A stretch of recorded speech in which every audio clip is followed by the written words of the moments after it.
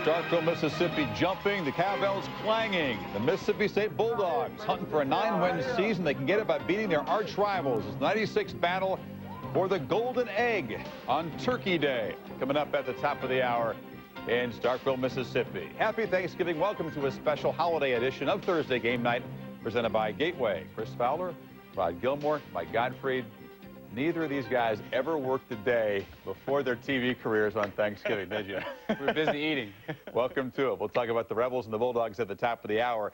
Thursday Game Night is presented by Gateway. Call 1-800-GATEWAY and connect with us. Time for the Egg Bowl. Last year's matchup, only 15 completed passes. Romaro Miller did not play for Ole Miss, and his health is a major question, perhaps the key question tonight. Well, which quarterback plays the best will win this game. David Morris, the backup for Ole Miss, may have to play. This is a very intense rivalry. Keep in mind that 2 years ago, they had a pregame brawl an hour before the game, Chris. You were there for that, I was there for that one. Well, they now police the pregame festivities pretty well, but you're right. Emotions do run high. These kids grew up next to each other, played against each other in high school, and we expect a good battle. Ole Miss and Mississippi State. Mike Tirico, Kirk Herbstreit, Lee Corso, and Jerry Punch. Happy holidays from Starkville. Happy Thanksgiving, Chris. A rainy night in central Mississippi hasn't dampened the spirits or the stakes. A New Year's Day bowl game could be on the line as in-state rivals continue a century-long tradition. Their greatest players with their greatest intensity. For nearly a century, the Egg Bowl has been a football measuring stick in this state. Fried turkey is the appetizer tonight in Starkville because the egg is the main course. Walk with the Bulldogs into Scott Stadium, where Jackie Sherrill's team is closing in on one of the best years in school history. The 99 Dogs have lived on the edge, surviving close games with a dominating defense, best against the run in the land. The 99 Rebel Yell is for an emerging sophomore quarterback and a double-barrel ground game.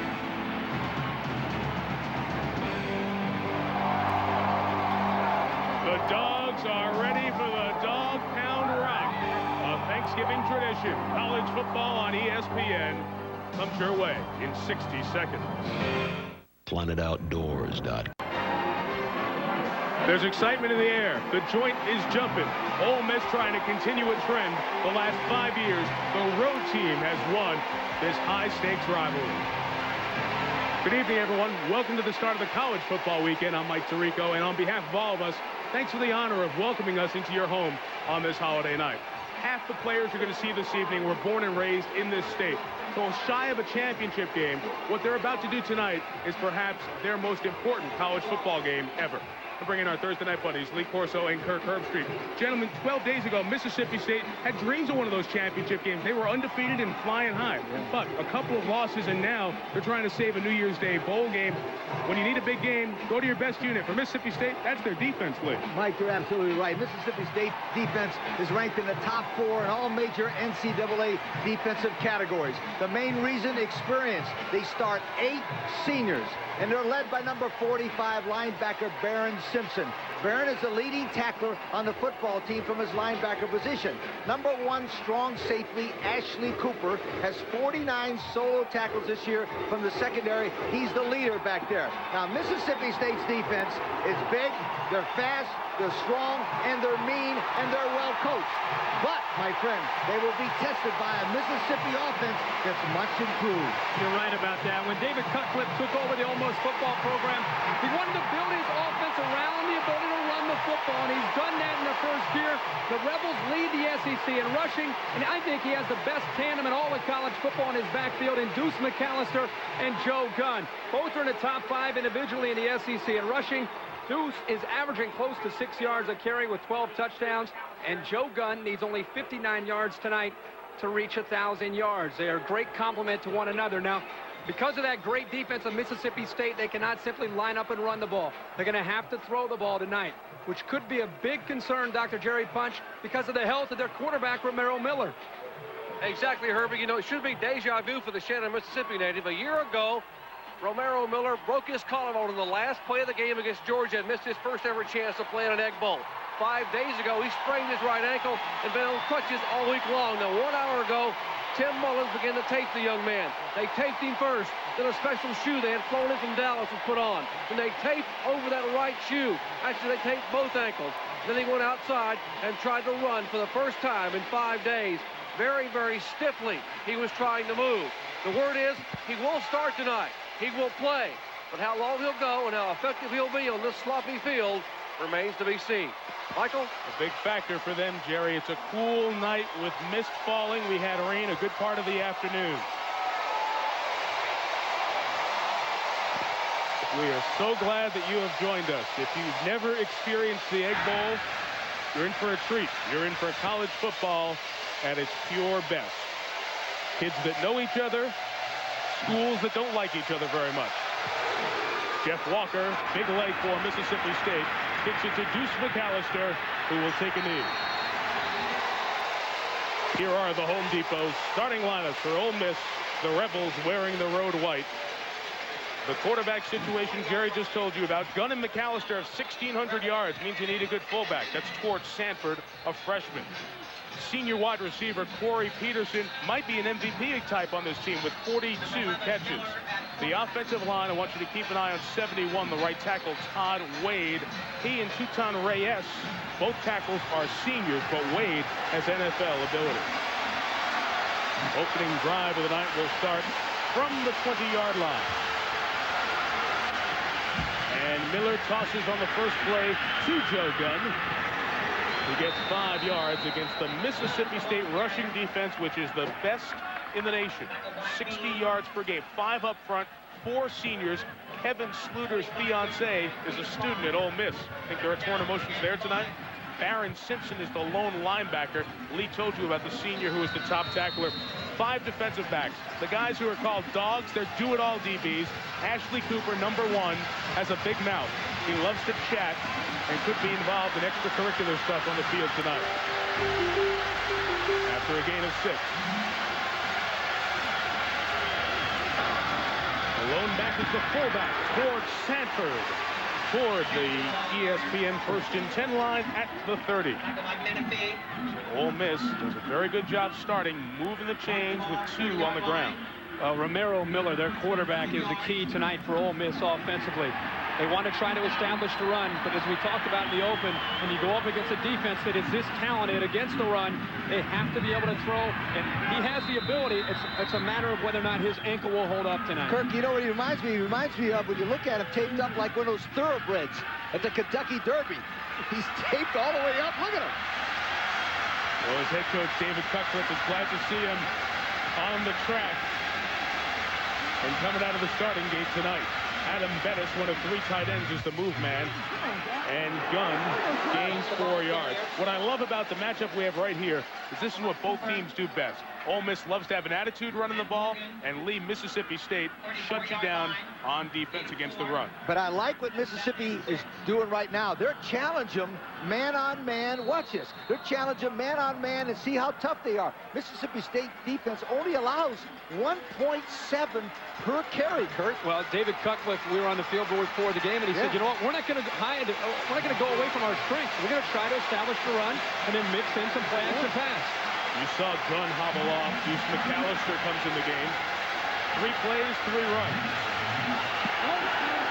And some movement, which is not surprising. It is very, very loud in Starkville tonight. Steve Shaw, the SEC official. Dead ball.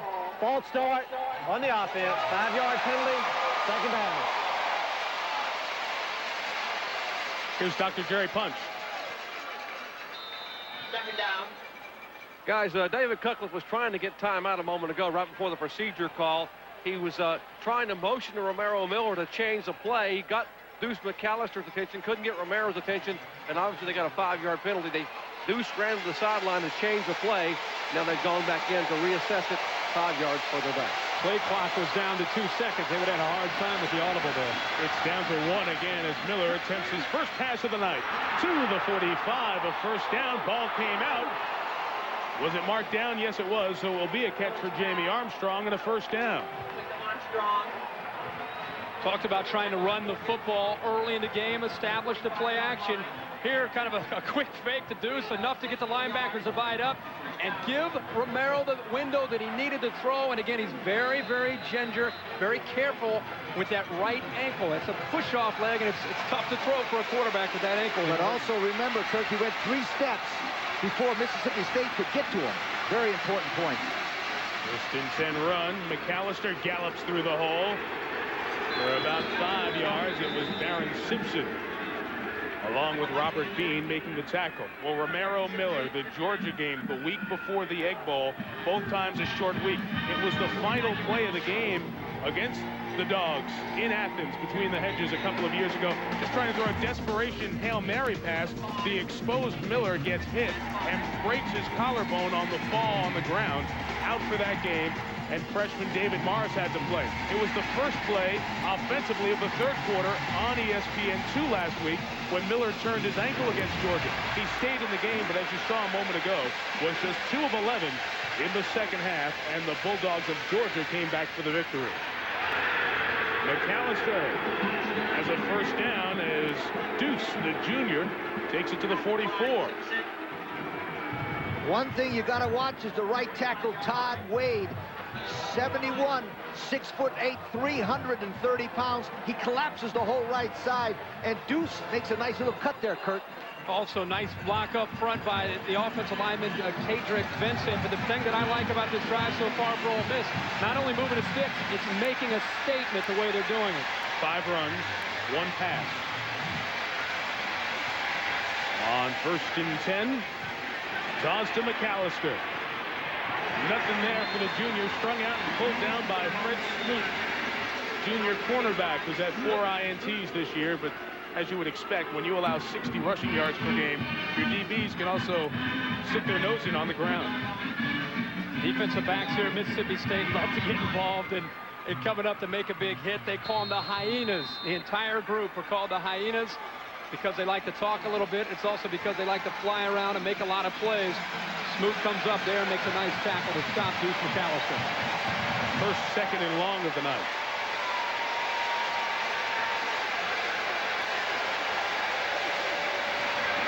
Miller to throw. Caught by Peterson. Stays on his feet at the 34-yard line. Corey Peterson, senior from Germantown, Tennessee, his 43rd catch on the year, marker down. The reason this works is Corey Peterson drives the defensive back Robert Bean and then just hooks up. But the reason why that was, Kirk, is because they swung up back out of the backfield to take the strong safety. Exactly. Deuce McAllister goes to the outside. Ashley Cooper followed Deuce McAllister to the outside. And again, another perfect window there for the quarterback. On the offense, 10-yard penalty from the end of the line, second down. David Cutcliffe wanted to know if it was the first down achieved, then the spot foul. But it was not. Cutcliffe, SEC fans, of course, very familiar with the former offensive coordinator at Tennessee, who replaced Tommy Tuberville here at Ole Miss, took over in time for the Independence Bowl, a victory for Cutcliffe. That's when his team started, and this year he's led them to 7 victories in 10 games. It's interesting. David Cutcliffe tonight is going against Joe Lee Dunn, the defensive coordinator for Mississippi State. This is 15 years that these two guys have been competing against each other. You think they know each other? Absolutely. Timeout is called by Tennessee. Joe Lee's defense, which can give you a few looks. And a little confusion in the head of the quarterback for Ole Miss. A timeout. 9.5. Opening quarter. This is the opening drive. Ole Miss moving the ball. Why is football in the SEC so special? It is a miserable night out. It's Thanksgiving, and it's hard to find empty seats here in Starkville. Capacity here at Scott Stadium, 40,656. This game has been sold out since midseason. Ninth play of the drive will be 2nd and 9. 3 receivers out of the timeout. And a run with McAllister. Fumble the football forward. The flag did come down that you saw the Mississippi State coaches yelling for a holding penalty on Tutan Reyes.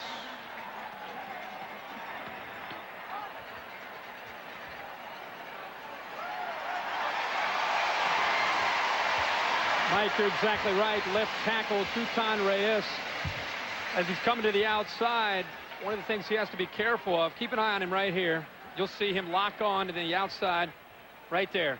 Once he locks on, then he has a problem, because when the shoulders turn on number 90, Stevens takes him right down, gives him a little bit of a shove in the back.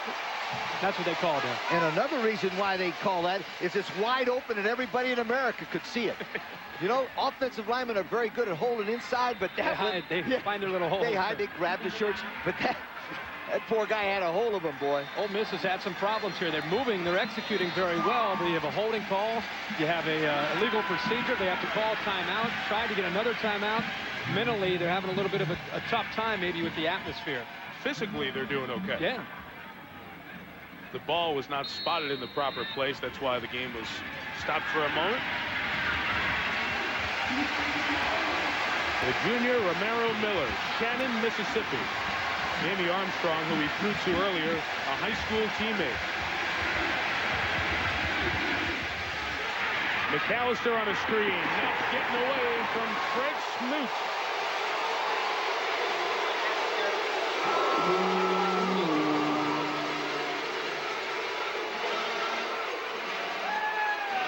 Mississippi State defense is built around confusion and pressure. Look at Fred Smoot read this. Comes to the inside, avoids the block, and brings down the big running back, Deuce McAllister. Also, I love the way that Alvin McKinley, number 97, from the inside of the line, was out there to help him. Great pursuit by the Mississippi State defense.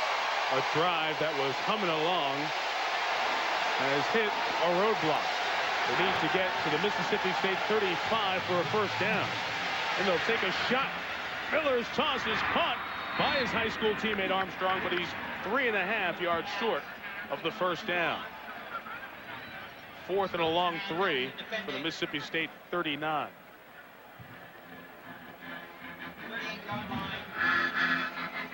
Really looks like, considering the ankle injury, you got to really like the look of Romaro Miller early in this game. Seems to be in the zone, throwing the football. Everything has been right on the money, and the line's doing a good job of protecting. I tell you what I like is David Cutcliffe, the head coach, is the offensive coordinator, is mixing up the calls beautifully. Well, there's no field goal kicker out, although the field goal unit is out. There's no punter either. Well, if the holder, Ben Craddock, is out, the field goal kicker wasn't ready. And Les Binkley coming back near the coach and saying, I was down there and ready. There was confusion. I wouldn't feel very confident if I was a coach and I looked around for my place kicker. He was over having a cold drink or something, right? But tonight, a little hot chocolate. Yeah, have a little hot chocolate tonight. Timeout. Ole Miss with the timeout to think about it still will try a field goal. It'll be a long one too for Les Binkley. Junior college transfers had a very good year. His long, as you see, is 46. This would be his first attempt of the season from over 50 yards. Officially 55 yards. Into the 5-mile-per-hour breeze. If they try it. Now, they're trying to pull him offside. How about a pooch here? What about, yo, guys, do something. Delay a game, moving back time. Just to see if they were a little over-aggressive. And the cowbells and the noise reign supreme. Now they will punt it away. Delay of game on the offense. 5-yard penalty, 4th down. There's 2 reasons why they do that. Number one, they try to draw the opponents offside, which would have made them first down. But they also, Kirk, as you noticed, give them 5 more yards to punt the ball. Gives King a little bit more room to try to hit the corner. Pick Prather, who's battling a slight injury, is back deep to receive if Reagan King's kick is returnable. Oh, King bobbled the snap. It's picked up by Mississippi State, who lost it. Ole Miss has it back. Remarkable. Can you believe it? I think it's first down Mississippi. Absolutely it is. It is. Mississippi State had possession and was running with the ball. It's a fumble. Thus it was a change of possession. It was Robert Bean, the cornerback, who had it and was thinking 6.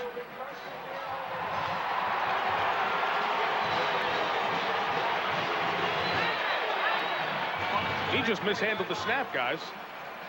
You're going to see number 39 right there come in with the left hand. Kevin Thomas, Eddie Strong wisely jumps on the football, and Ole Miss gets the ball back. That happens a lot when a defensive back like Bean's running football because he doesn't practice running the football a lot. And that's why he got stripped that time. So Ole Miss keeps the ball. 1st and 10. Bizarre play. McAllister, they go back to what they were doing well when the down and distance was working for them. A 5-yard run. And boy, that Mississippi State offense a little bit cold right now. Sitting and waiting for an opportunity. Pick up a 5 for Deuce McAllister. And the guys on that sideline were waiting, thought they'd get their hands on the ball. Not to be. They're going to go half the quarter before they touch it. Yeah. Adam Bettis in motion. Steady diet of McAllister. The spot right at the ESPN 1st and 10 line. We'll check the measurement. Fred Smoot, another run stop. That's the 12th offensive play by Mississippi, and Mississippi has had 0. You know what's funny about this is last week with the injury to Romaro Miller. Yeah. You know, time of possession against Georgia. Georgia had the ball for nearly 40 minutes to only 20 minutes for Ole Miss. This is something that Ole Miss obviously likes with their style of offense. It is a 1st down from midfield. Getting Mississippi State close to the line. Miller will try it deep. Nobody home. And incomplete. Robert Bean was thinking about the interception, trying to get his hands on the ball again. Well, the final regular season Saturday starts with College Game Day. Chris Lee and Kirk at 11 a.m. Eastern before the backyard brawl. Pittsburgh trying to get bowl eligible against West Virginia. On ESPN2, you'll see Air Force New Mexico out of the Mountain West. And we'll close it out with Wyoming at San Diego State. Wyoming trying to join the teams at the top of the Mountain West. Your lineup Saturday on ESPN. Your home for bowl week. College Game Day, Kirk. You and I are back home. Home game in Bristol, Connecticut. Isn't that something? All right. Would that be senior day? Senior day, Final that's right. Final home game of the regular season. We hope. 2nd and 10 from midfield. Miller is 5 in the pattern. A floater caught by Peterson. Corey Peterson to the 29-yard line. Picked up 21. Miller hung in there as Ellis Weems was coming after him. Weems got through there. He got pressure on Romaro Miller. This is a young man that's dealing with a severely sprained ankle. Watch him sit in there as Weems closes. He feels him and sees him, waits to the last possible second, and throws the ball away from the defender. Notice they had the I formation way out there. It was a perfect combination of putting the I and running those backs and crossing them. And Corey Peterson got wide open. They've had the ball the whole game thus far. The 28. It's in the hands of McAllister. 2 yards for the junior, who has 675 yards this year, went over 1,000 last season. Dr. Jerry Punch on the sideline. I spoke to David Cutler right before the kickoff. He told me he was concerned about the rain and the sloppy field, maybe neutralizing their speed a little bit. So we have exceptional speed in the backfield. However, we think we can be very physical up front. We don't think Mississippi State played anybody that physical up front offensively until they played Alabama and they got beat. We believe we can run the football, and thus far he was right. And the way they like to run Deuce McAllister, you stop him, and boom, he'll spring one deep on you. Fullback try with the focus on McAllister. The ball came out, and the Dogs have it.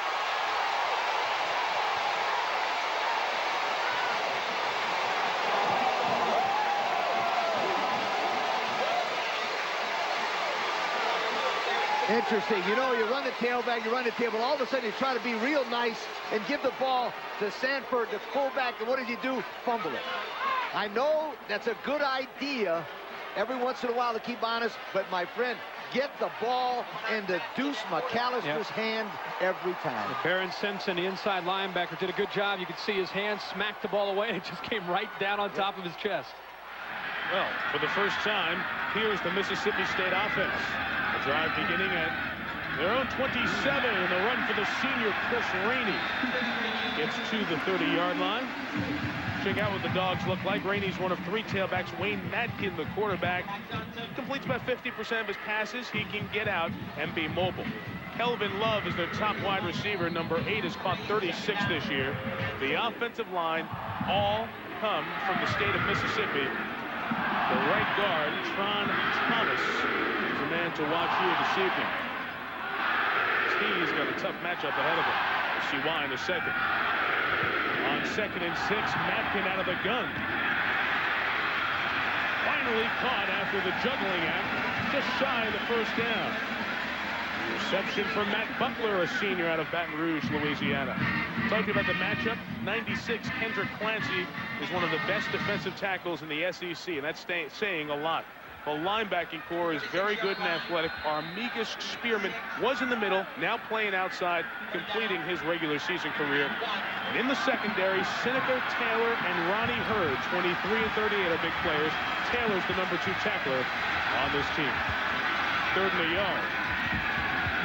The fullback Justin Griffith leading the way for Rainey. He ran into his own blocker, got stood up by Seneca Taylor, and the safety keeps him shy. After 16 Ole Miss plays, it's 3 and out for the Dogs. It's big for the Ole Miss psyche. Again, their defense comes in, makes the plays. It's going to be interesting tonight to watch Mississippi State's offense. They're going to have to try to beat man-to-man coverage to try to loosen up Ole Miss's defense early. First time Mississippi State has the ball, the Rebels step up. But remember one thing, if it's 3rd and short and the safety's making the tackle, I would go short, over the top. They're going to have to. Remember that later on in the ball game. Kelvin Love, the guy to keep an eye on for that. No rush on Walker, who's had 4 blocks, but he has a booming leg. Peterson fields at the 21. Corey made 3 nice moves to elude tacklers and gets to the 35-yard line. Very nice 14-yard return after a 43-yard punt. Ole Miss with the ball again. 3.5 in a scoreless first quarter. Hello. 16 plays for Ole Miss, 3 for Mississippi State. Neither team any points. 3.5 left in our first quarter. Ole Miss will start at the 35, and ESPN's 1st and 10 is presented by AMD Athlon Processor. The Ole Miss Rebels 7-3 on the season. Their losses: Vandy by 3 in overtime, Alabama by 6, Georgia by 3. They've been in every game this year. McAllister, who's seeing all the work after Joe Gunn injured his left ankle earlier.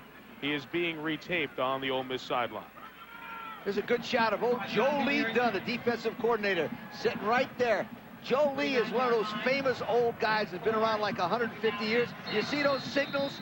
He used those same signals, Kirk, since 1973. You can't see him, but one of the things that he does, he refuses to wear socks. What's old Joe Lee doing with those long pants? Sardines, soup, and no socks. Not a good combination. Joe Lee's defense brings down McAllister. Cornell Menifee in on the tackle.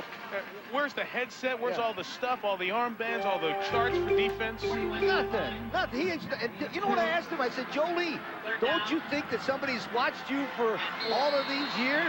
26 years you've been using the same signals. He says, I don't care. I just use them anyhow. It didn't look real complex, did it? Jackie Sherrill yelling about a substitution infraction potentially on Ole Miss. The play clock's only down at 10. They've got 5 wide receivers and an empty set. Nadler takes a hit, completes it to Peterson. To the 46, a first down.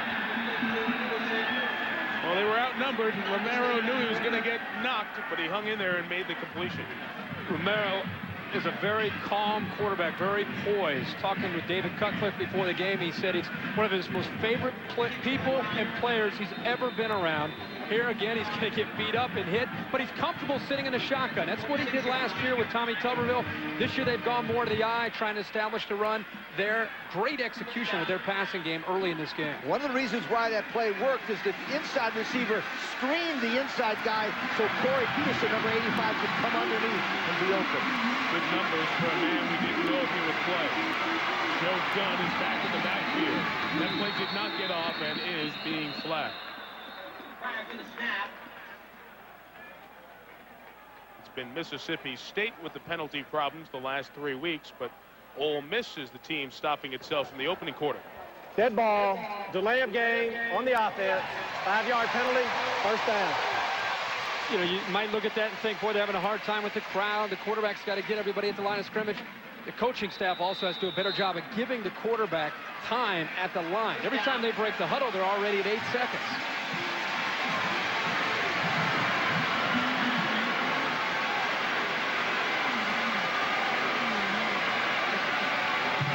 This is 15 pass. Screen, and maybe the ankle slowed down Joe Gunn in the timing of that play. The National Football League already underway this weekend. The action continues with Sunday Night Football. You'll see Jesse Tuggle and the Falcons take on the Panthers, who are just a game out of the final playoff spot in the NFC. Then on Monday night, the Packers take on the San Francisco 49ers. Jerry Rice at Candlestick. How many more times will we see that? ABC and ESPN, your exclusive home for the National Football League in prime time. Packers trying to keep pace with the Lions. Detroit winning at home this Thanksgiving at the Silverdome.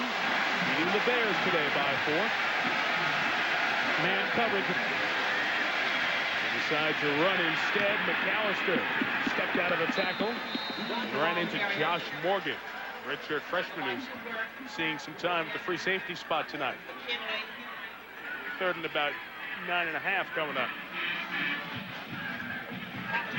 Because of the ability, their cover corners, Mississippi State, Joe Lee Dunn, they love to take chances. They'll roll the dice to play a lot of straight-up man with very little safety support behind them, and because of that, they're a little bit vulnerable if you can give your quarterback time to throw. 25th offensive snap of the night, 22nd play for the Ole Miss offense.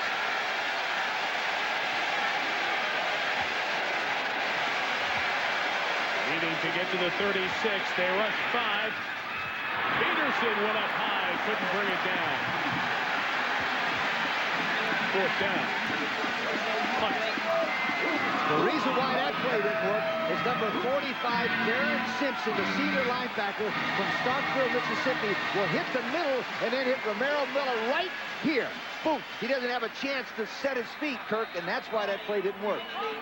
Also, Tim Nelson, they do a lot of disguising and deking as far as moving people around, and that time they did a good job. Tim Nelson showed that he was blitzing on the outside, backed off, and that opened things up the middle for Darren Simpson. Reagan King to King. This time he held on to the snap and got it away. Drives it. He'll catch it inside his own goal line. My goodness. Brought out at the 11. Well, Pick Prather completely lost where he was in the football field. I think. I hope. You think. Didn't we review this at BYU? Was it heels on the 10? You put your heels on the 10 and you don't back up. That's right. Now, that is one of America's stupidest plays. And you know why? Jackie Sherrill's telling him right now. Yep. How could you be so dumb? You're in the end zone, you catch the football. Have you ever seen that? No, never. Ever in the history of my life, I've seen a guy get it. Not in the end zone. Never. Unless you touched it and rolled into the end zone. It's on. 1st and 10 from their own 11. They run Dante Walker, a good-looking freshman who stepped out of bounds at the 12 and gained just a yard. Walker out of Clinton, Mississippi, averaging 5 yards per carry.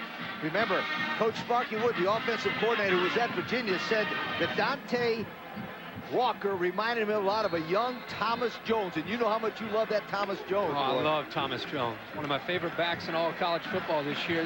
The thing about Walker that slowed him early is just typical freshman. He didn't want to step up in pass protection. He's been improving in that area. Look at the disparity there. Larry Huntington, the wide receiver, comes around and gets the play that every offense is now running, and every defense seems to be ready for it as the weeks go on this college football season. Tyler Williams led the defensive charge, and we are done with the first quarter. 27 plays, 22 of them for Ole Miss. Ole Miss has 104 more yards than Mississippi State. The fans inside Scott Stadium have seen no points in the first 15. Happy Thanksgiving from all of us at ESPN to all of you. Thanksgiving in Mississippi at the Egg Bowl. We begin the second quarter. No score in the first 15 minutes. A lot of Ole Miss offensive snaps. Mississippi State, this is their second possession. The first one was 3 and out. And we see where they have to go, to the yellow line at the 21 to keep this drive going. Mackin pointing it out, trying to get the timeout, and looks like he did.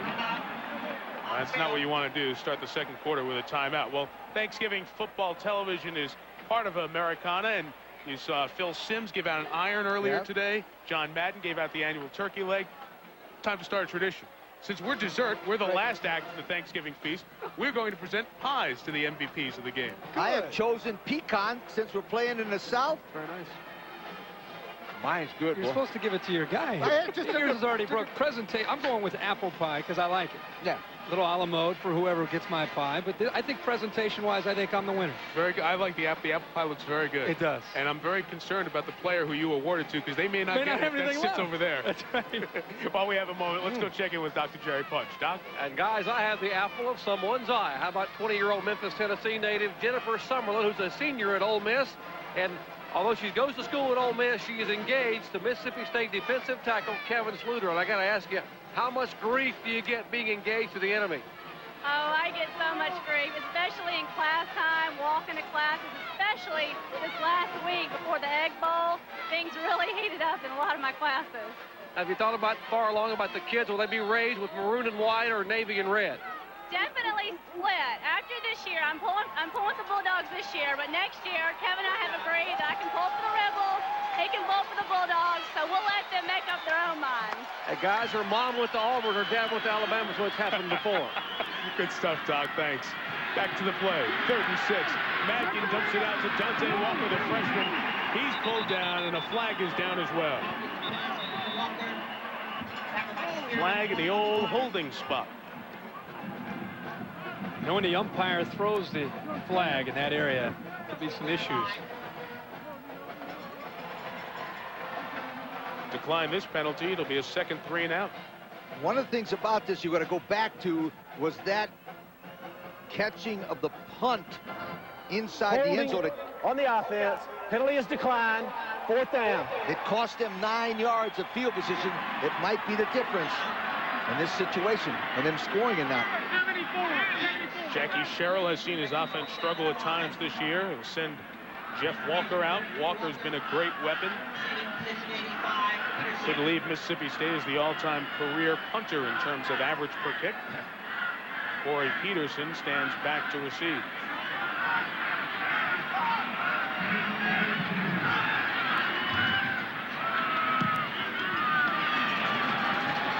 Peterson at the 46.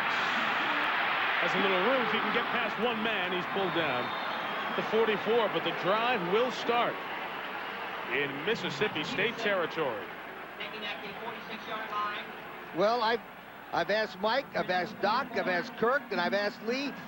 This is Big Prater doing the dumbest play we've ever seen in the history of football. The only guy ever to catch a kick. Lee Hall is the oldest building on campus here in Starkville, named after General Stephen D. Lee, who founded this university back in 1880. Land-grant institution, which sits 98 miles from Oxford. Ole Miss, the bulk of the offensive work tonight. The 43, a flag comes down for the movement as McAllister takes it a couple of yards. Looks like the man on the nose was a little antsy. Grant, flag on the flag.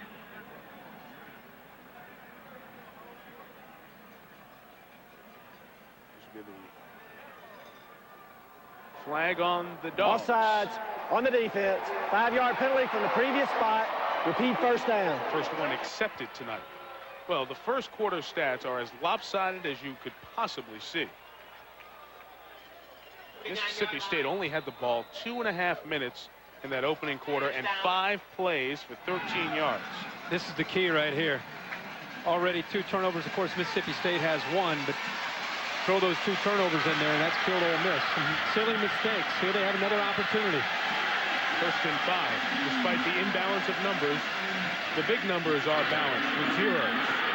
McAllister drives defenders to the 30. hear the 7,000 Ole Miss fans yelling deuce. We talked about Baron Simpson, who's 5'11", 220 pounds. He came up that time to hit McAllister, who's also 220 pounds. And watch him right here, Kirk. He drops the shoulder, and the reason why he makes that play is he got lower than his shoulder pads.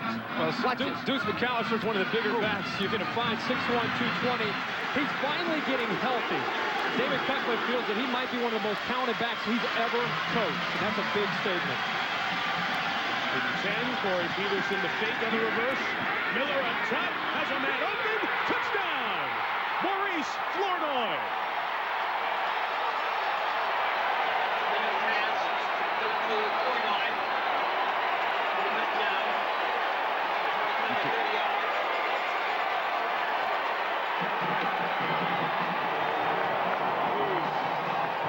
Third touchdown of the year from Maurice Flournoy.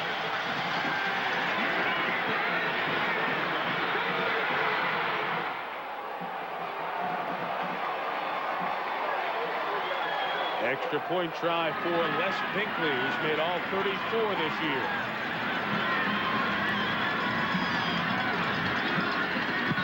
Made all 35. Enough plays, and it finally pays. Miller's 13th touchdown pass of the year, and a sophomore from Florida puts the first points on the board in the battle for the state of Mississippi. Last year, his average catch was 20 yards. This year, the average has dropped down, but the production has gone up for Maurice Flournoy. Third touchdown reception of the year. Puts Ole Miss on the board here in the Egg Bowl. Carlisle McGee handles the Ole Miss kickoffs.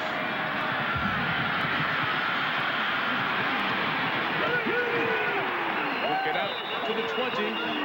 Larry Huntington took that back. You should have watched the execution of this touchdown here. They're going to fake the dive. The reverse comes around to the other side. Look how calm and cool Romaro Miller is sitting back there as he finds Flournoy and he runs away from Fred Smoot. Great execution. I'm going to tell you something. We've seen a lot of quarterbacks this year in college football. I don't know how many we've seen to look much better than this guy right here, Romaro Miller. And Dr. Jerry Punch told us at the commercial he wasn't even walking hardly 2 days ago. It's amazing. He's a junior. He'll be back next year. First and 10 for a Mississippi State offense that needs to get something going. Wayne Matkin will do it with his feet. 8 yards. Last two games, Lee talked about it earlier. They played good defenses in Alabama and Arkansas. That game in Little Rock, and Arkansas plays well at both of their home fields. But only 16 points put up by Mississippi State the last 2 weeks. This is not an explosive offense. Remember, their defense held Mississippi State's defense held Arkansas to the fewest number of points this year, 14, and still lost the game. That's why it's got to be frustrating for Joe Lee Dunn.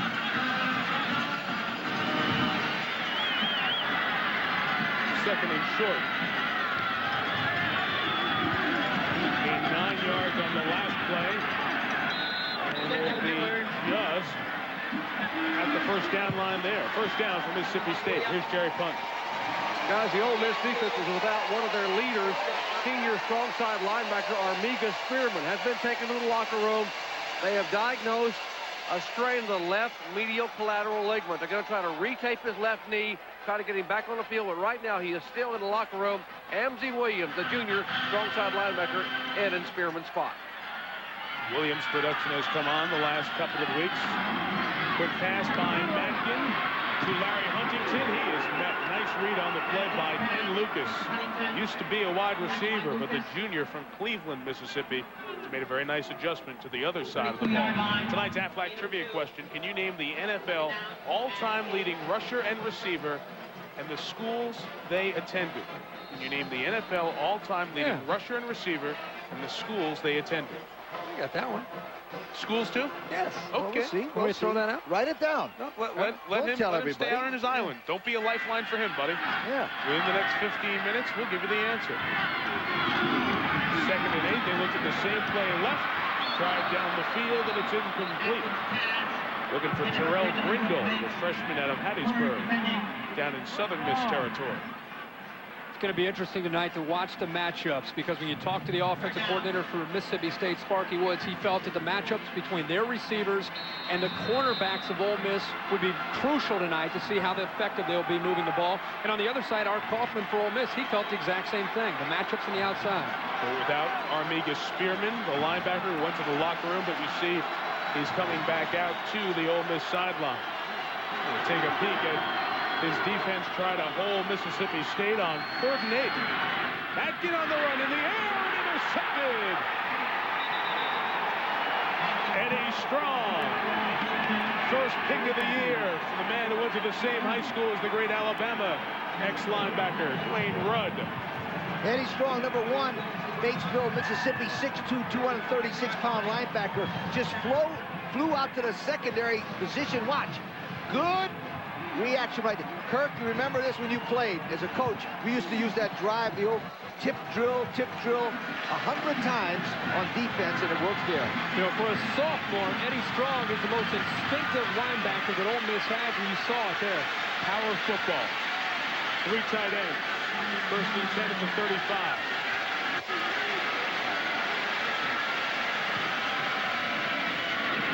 McAllister up the gut.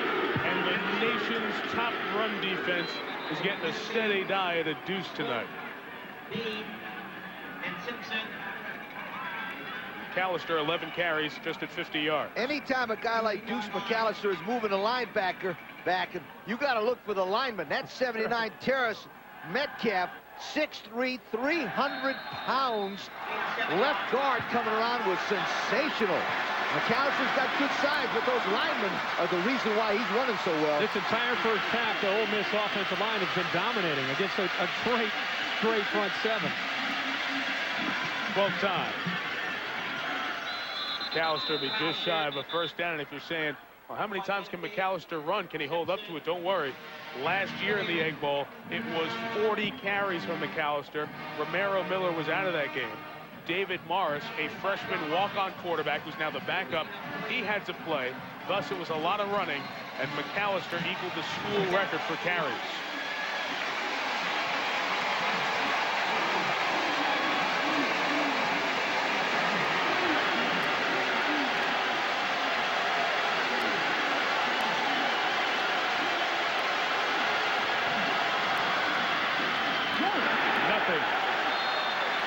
Charlie Stackhouse, the sophomore fullback. The push went to Joe Lee Dunn's defensive line.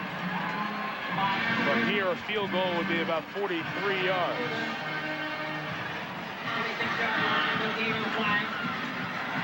They've been having a lot of success running the tailback, and in 3rd and short, they go to they go inside to that fullback. Interesting here. I always call for a quarterback sneak, but I wouldn't do it now because of the bad ankle that Romaro Miller has. I'd give the ball to Deuce McAllister somehow, some way.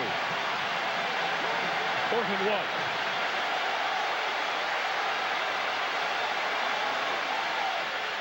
1. Deuce over the top. First down, Ole Miss.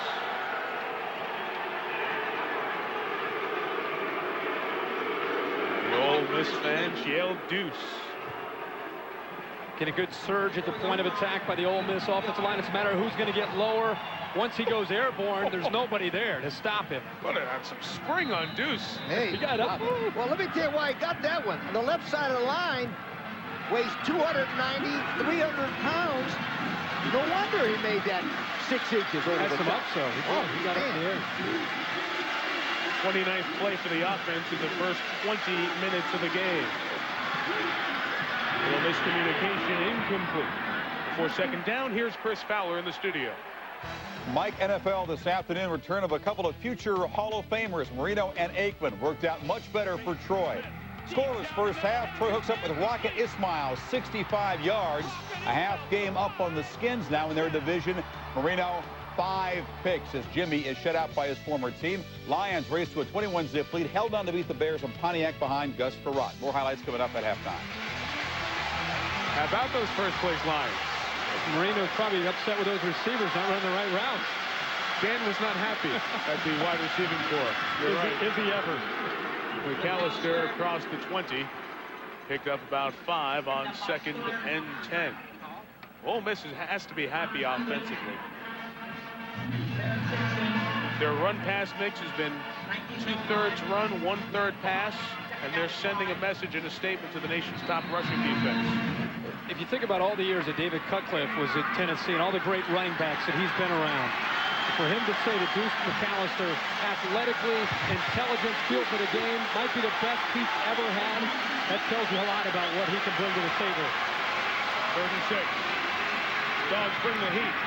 Flournoy catches it at the 15, but you see that's a yard and a bit short. They went for it on a shorter 4th down before. Do you take the points down here and try the field goal? Here comes the kicker. The reason I think Cutcliffe is doing this is I don't think he thinks Mississippi State can score 2 touchdowns against him. I think if he thinks if he can get 10 ahead, he might win this football game. Wes Binkley tries from 32. 3 of 4 from this distance this year.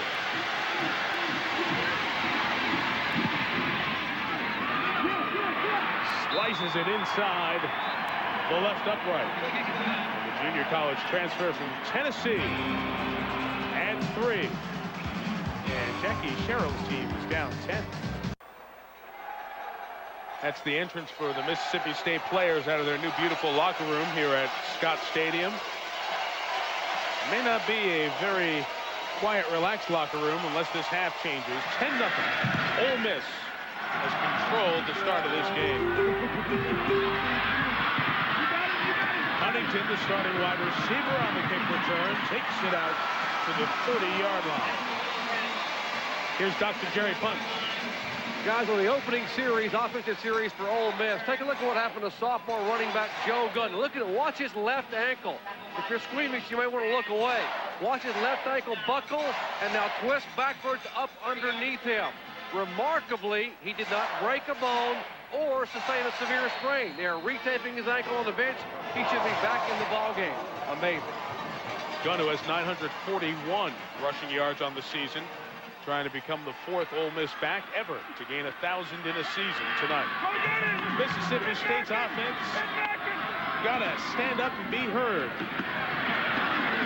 A run for Rod Gibson. Thank you. The senior fullback gets about 3. Gentlemen, you've seen Mississippi State's offense in our Thursday night game against Kentucky, the 8th consecutive win for the Bulldogs. Wayne Matkin and Matt Wyatt, the quarterbacks, have both seen action. Wyatt's kind of been the relief pitcher for Matkin at times this year. Well, Wayne Matkin, the reason he's out there is because of his knowledge of the offense, but more importantly, his ability to create. He always, time after time, seems to be able to avoid the trouble, and that's why they have him under center. After a pickup of 5, try to establish themselves on the ground, 𝐿 Miller, sophomore out of Weir, Mississippi. There's one thing about Mississippi State we can never forget. The fact that they've come back and won so many ball games. They're never out of a football game because they got that kid, Matt Wyatt, on the sideline, who they honestly believe could come back and win every game. Almost won the game last week. Well, the difference between he and Matkin is he's more of a leader. He's a take control kind of guy in the huddle. And I'm sure before the night's over, he will get his opportunity to go out there and show what he can do. They're measuring for the first down. Second one of the night for the Bulldogs. Have you guys been in many games like this where the other team has a whole bunch of offensive snaps and you just can't get in rhythm? Yeah, it's tough. It's frustrating offensively because you want to get your hands on the ball, and then when you do, you have a tendency to press because you want to make it all up in one play, and you can't do that. First and 10. Matkin to the air. Flag down in the offensive line as Matkin picked up 7, and another flag comes in. They end up with offsetting fouls here.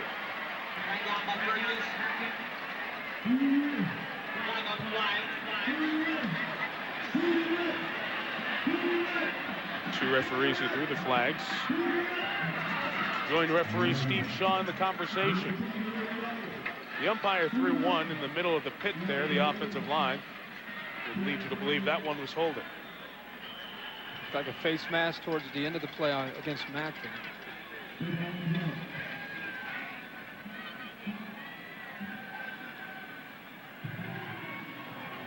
there were 2 fouls. During the play, holding on the offense. That'll be 10 yards from the spot of the foul. Then there was a dead ball, personal foul on the defense. 15-yard penalty, automatic first down. During the play, they don't offset because one carries the automatic first down with it. Jackie Carroll's team gets a first down.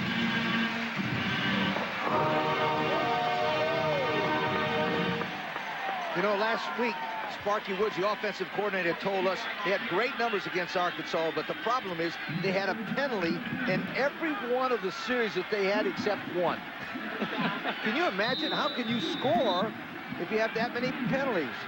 Wow, and Sparky's really worried about those penalties. Former head coach in the SEC at South Carolina, offensive coordinator at Virginia the last couple of years. A 1st and 10 throw. Madkin moving for room, has Love downfield. Kelvin went up, and it fell incomplete. Well, the better athlete almost made the play. In the double coverage, Ken Lucas helped break it up. Well, a reminder of what comes up as the college football weekend continues on ABC tomorrow. Big 12 doubleheader, Texas A&M, followed by Nebraska, Colorado. We know about the implications for the Huskers looking to get to the title game.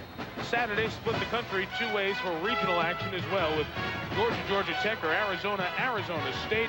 And then in prime time, you'll all see Notre Dame take on Rose Bowl bound Stanford on ABC Sports.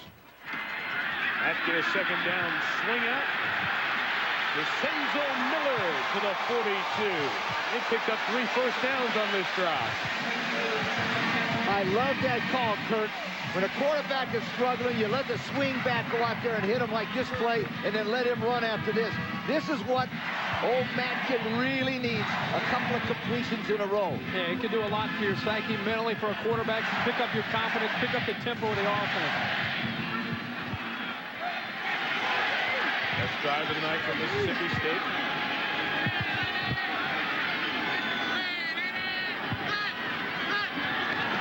That'll go 1 back. It is the freshman, check that, Justin Griffith, the freshman from Sanatorium, Mississippi. I'm telling you about all the towns around this state because of the impact of this game. Most of the players you're seeing tonight, over 50%, grew up in this state, were born and raised here. And the flag will move them 5 yards, an offside penalty on the Ole Miss defense. Players like Madkin from out of the state, once you get to these schools, you realize the impact of this game. And let's not forget Southern Miss, down in the southern part of the state in Hattiesburg, giving this state 3 top 25 teams. It's the only state we could figure out that had 3, right? Right. Florida doesn't have it. Typically, you would right away think Florida. Absolutely. Texas, but no, Mississippi. Miami's 28th in the poll. 1st and 5. Madkin. So that count as a pass breakup. They hit MC Williams in the back. All right, here's the trivia answer, Mr. Herbstreit. The NFL all-time leading rusher and receiver and the schools they attended. Well, you got to go with Walter Payton, Jerry Rice, Jackson State, Mississippi Valley State. Wow. Huh? Hey, give him Give me a pie. No, give him a piece of the pie. That's what you get. A piece of your apple pie. 12 weeks, 1 right answer. I got one. You go in my era. You go back to the 20s, we got to go to the league. 2nd and 5. That screen to Love. Made a man miss. First ball came out. They say he was down. Seneca Taylor got beat by Love and then thought the ball came out. I think that was a fumble. I think Seneca Taylor came in there from his free safety position and knocked this ball loose. I think the whistle was blown a little bit early here. Once Love makes the move here, he's got to be careful from behind. Watch Taylor hit the ball. Ball is out. And Ole Miss recovers that, but Mississippi State will keep the ball. I'm not so sure, Mike. Not so fast, but watch his knee. Okay. Watch his knee. If we show it again, you'll see his knee was down, I think. Okay, let's check it out. It's close. We'll see it again. Love came out of the game with the injured ankle. It is a first down for Mississippi State.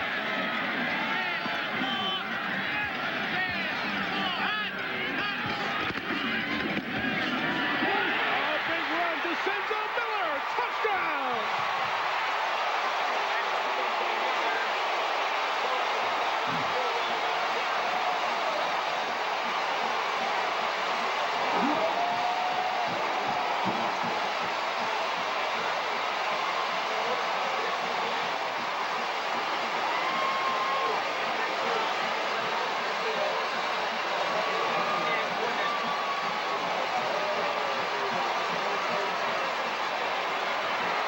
If they got a break, they made it work in their favor.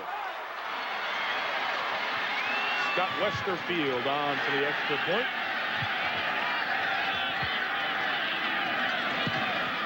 Missed it left. But only missed one extra point all year. So the lead is 4. DeCenzo Miller's going to run right at you. Great blocking up front by Kendrick Fairchild. Number 77, number 52, Michael Fair, gives Mississippi State exactly what they need. They're finally on the scoreboard. So the Mississippi State fans doing the now traditional dog pound rock dance, led by the players on the sideline as Mississippi State has gotten back in this game. Happy Thanksgiving. 10-6 the score after the missed extra point by Westerfield. Jeff Walker, the punter, is the kickoff man, the better leg. McAllister from the 5. East tripped up at the 20. Beautiful job in coverage by Sean Birdsong, reserve DB. First, the fumble before the touchdown. Mississippi State gets the touchdown. I think they caught a break to play before this. Love makes the move. Now 23, Taylor's going to come in from behind with a big blow before the knee touches. Look at the ball come out. The officials did not see it. Mississippi State maintained possession to set this up. All right, let's see why they make the play. Kendrick Fairchild right there is the key. Keep your eye on him now. He's blocking on number 44, Cook. Notice the block by that 319-pound offensive right tackle and only a sophomore.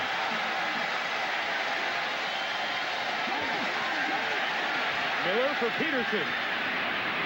Timing pattern, one step away. Incomplete.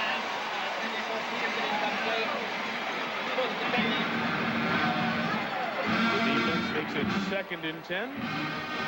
And ESPN's 1st and 10 is presented by AMD, Athlon Processor. See the line where Romaro Miller will try to lead the Ole Miss offense to keep this drive alive and take the crowd back out of it. The crowd was out for a while, and now they have been stirred.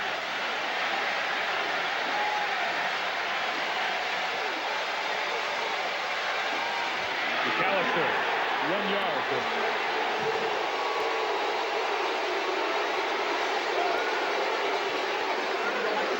Toby Galladay was at the bottom of the pile. It looks like that old Jolie Dunn has decided to bring those linebackers up a little closer. Number 45, Baron Simpson. Watch him hit him right on the line of scrimmage, Kirk. They're not sitting back as much now. They at least seem to be more attacking on defense. Yeah, they are. Toby Galladay. It's amazing how much emotions play in college football. It's almost like a different defense is on the field right now. Watch the Cowboy game this afternoon and watch this game. Talk about the difference in college and pro football. Forget about it. 3rd and 9. McAllister, nowhere to go. Listen to the fans after the 3 and out, led by Dorset Davis in the D. And one of the things that helps Jolie Dunn with this defense is he alternates so many players. There's Dorset Davis, who doesn't play very much as sophomore. But remember, Kirk, that's going to help them because how many offensive plays Ole Miss had in the first quarter? Well, they love to rotate the front. Yeah. Every series, they'll rotate a new group of players on that front line. Coming after him! Flag is down. They never touched the ball, so it will be a flag. The ball came loose. Ole Miss will scoop it. Eddie Strong with the recovery.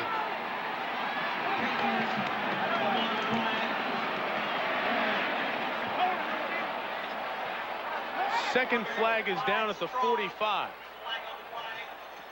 Like we were on the field before the game, and Jackie Sherrill was on right with us with his stopwatch. He said, "I'll tell you what," kind of whispering, "guys, I'll tell you what. If they're going to line up at 12 yards, we're going to block a couple kicks tonight." Twice. He was right. Twice they've been right there.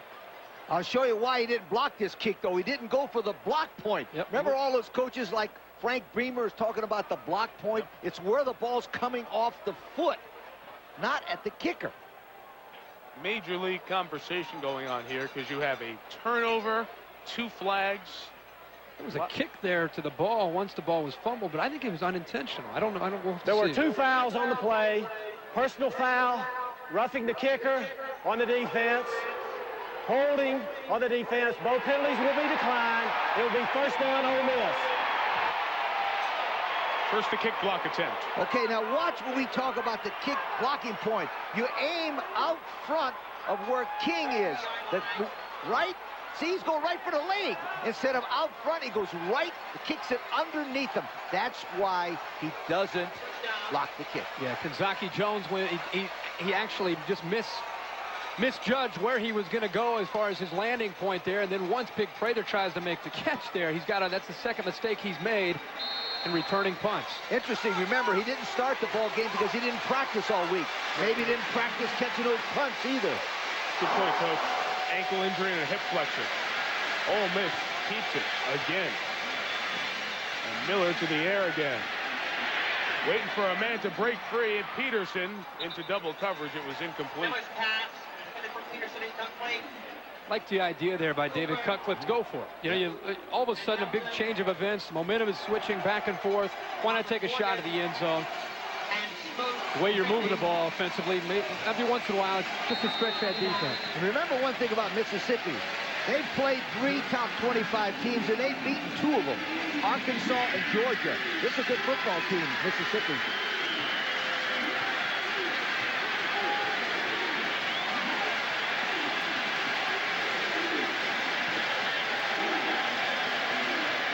Second and 10 throw. Incomplete behind 𝐒𝐥𝐿. Well, happy Thanksgiving to the guys back in the studio and our pal, Mr. Fowler. Chris, what do you got coming up? Well, Mike, while your guy Kirk there has maybe his 3rd or 4th piece of pie in the day, we have the original tour's halftime reports, some NFL highlights. We'll take a look at the wonderful, the tragic, and the inspiring moments from the '99 season, as well as hidden video. Rod and Mike join me at the half for the original tour's report. Right, killing me. He's killing me. Let me tell you something. I'll see him tomorrow. Beautiful Bristol. Didn't you miss that beautiful Thanksgiving dinner we usually have at ESPN? I sure did. I sure did. 3rd and 10 from the 32. 4 in the pattern. Through the hands of Taylor again.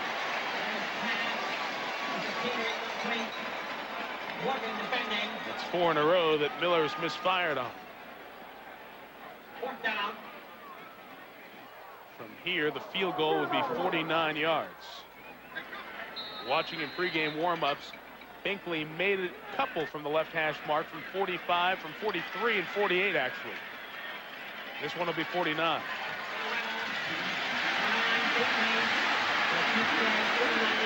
Be his longest of the year. Bᴜʟʟ's up for the Lou Groza Award, which old Sebastian Janikowski's going to win. Will win. Forget about it.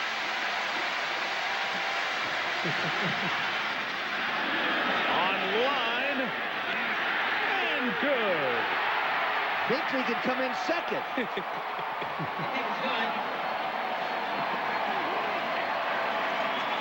So he repeats what he was doing before the game. Former junior college All-America last year. Les Bᴜʟʟ at Northwest Junior College in Mississippi. The state has several very good community and junior colleges to provide talent to both sides.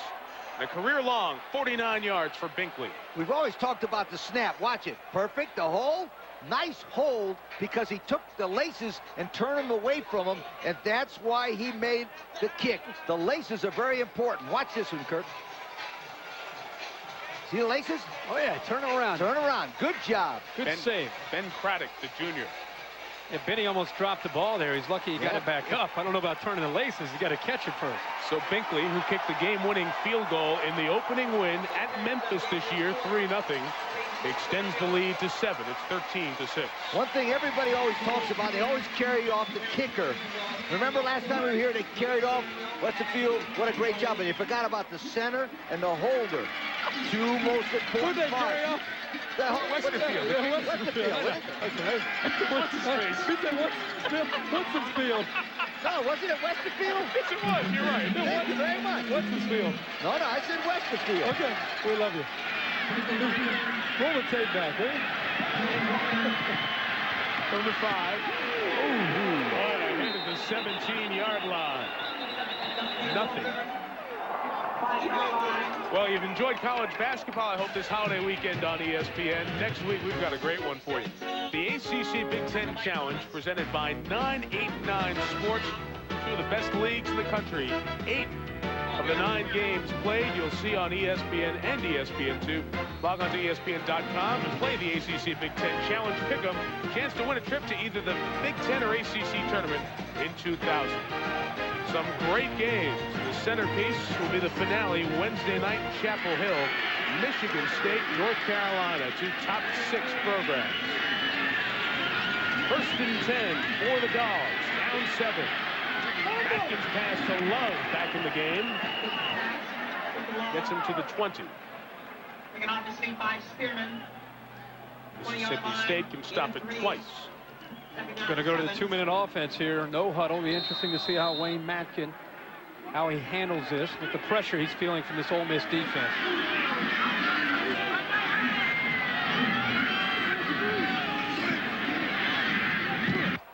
Second down toss is too low.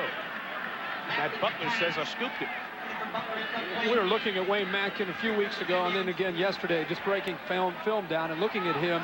He's a quarterback that loves to get to the outside and loves to throw the football on the run. I don't think, personally, he's real comfortable sitting in the pocket, waiting and waiting and waiting, like so many of your typical pocket quarterbacks.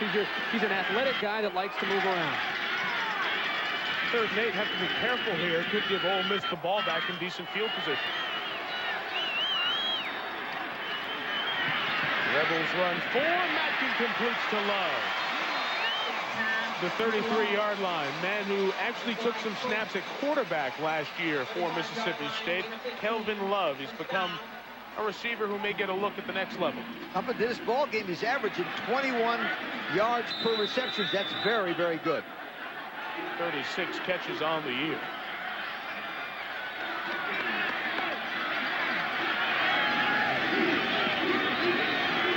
There's Matkin out of the pocket. Incomplete for Larry Huntington. Who's Ken Lucas on that coverage. The good pressure from Tyler Williams. Well, as Chris reminded you, Mike and Rod are coming up with the original Coors halftime report. If you're with the family watching tonight, I think you'll enjoy the emotional moments from what truly has been an emotional year, start to finish, in college football in 1999. So don't touch the remote at halftime.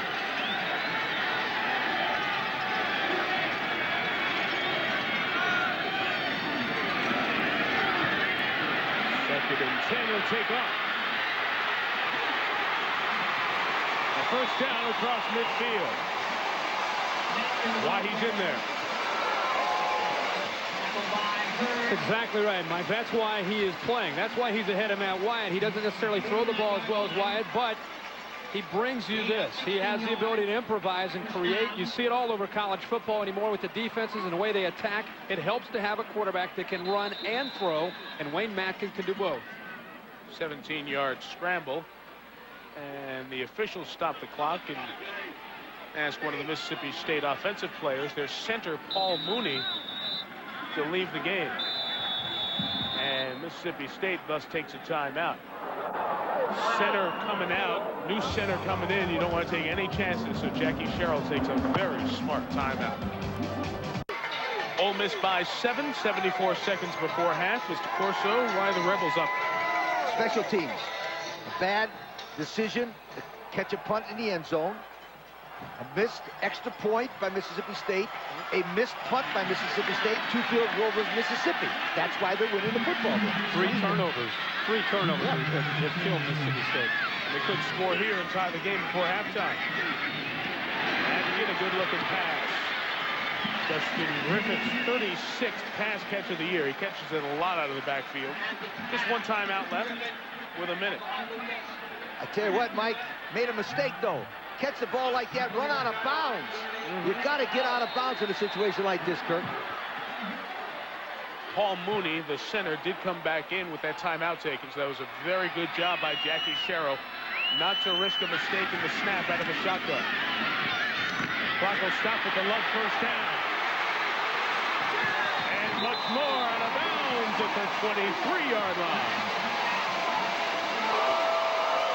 Well, this one works because they take the inside receiver, Kirk, and drive him to the outside with Love, and he gets a nice position, and then he runs as far as he can and gets out of bounds right there. Stops the clock, first down. Good play, huh? Stops the clock, but I like the stiff arm here. I like the way he breaks the tackle. Strickland comes up. That's the best thing that Kelvin Love can do. He's a big receiver, 6'3", 200 pounds. He breaks tackles with that speed. His fourth catch of the night has 43 yards. Mississippi State a chance to tie the game here.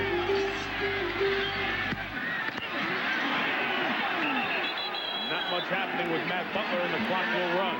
30 seconds. Might think about that last time out here, guys. They wanted to fire it into the ground, it looks like. Lots of time ticking away. Lost 10 seconds there. 12 seconds. 14 seconds from the tackle to the kill of the clock, and it's third down. It's going to bring up 3rd and 9 now, too. Here you go. All right, let's first guess. Okay. First thing I would do is I'd find out where number 8 is, Kelvin Love. Right. And I'd make sure I'd throw the ball somewhere near him. Okay. Because he's 6'3", 200 pounds, and if he can't catch it over those little backs, he might just make a great sensational play. Also, they had some success dumping the ball to the backs out of the backfield, something that has worked well for them. 3rd and 9, they have a timeout left.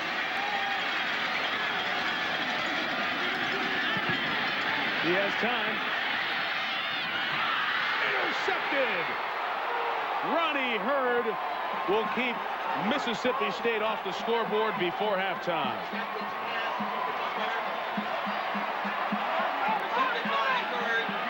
Wayne Mackin tried to hit number 23 in a crossing pattern. Matt Butler, if you'll notice, he let the ball go a little bit high, and by getting the ball high, watch him now, see 23 coming across? He throws it high. And when he throws it high, it goes right over the receiver's head. Heck of a catch there by Ronnie Hurd. He wears number 38, the Chucky Mullins number, the Chucky Mullins Courage Award. That number is given to a leader, an experienced player on this team in honor of the man who was paralyzed in 1989, died in 1991, and a decade later, his memory is kept alive at Ole Miss by rewarding a defensive player with number 38 every year. 4 turnovers in the first half, part of the Mississippi State story. They're still within 7.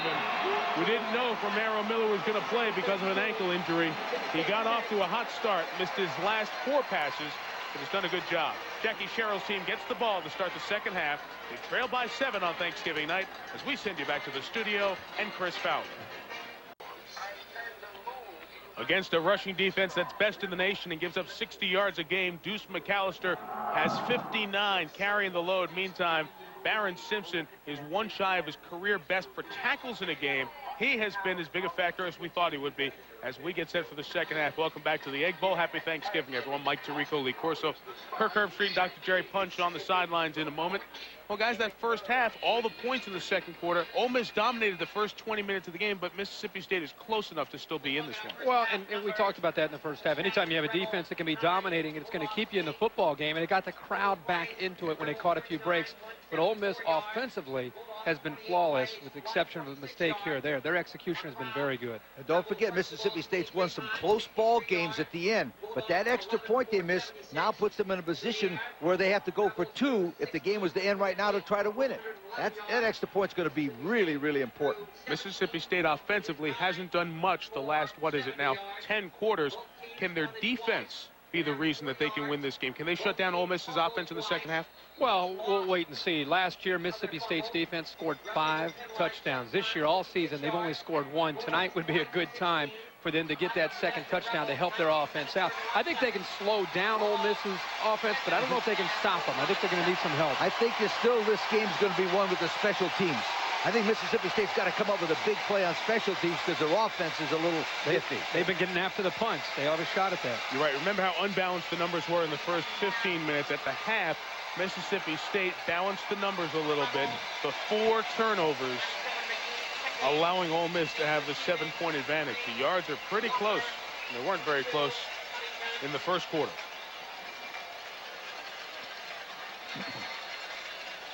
Certainly the ankle of Romaro Miller was one of the concerns at halftime for Ole Miss, trying to make sure he was able to operate as well as he did in the first quarter. Kickoff by Carlisle McGee. Taken at the 1 by Huntington. Kick that. It is Dante Walker instead on the kick return, and they put the freshman back there for a little boost and got it out to the 29, but a marker did come down on the play.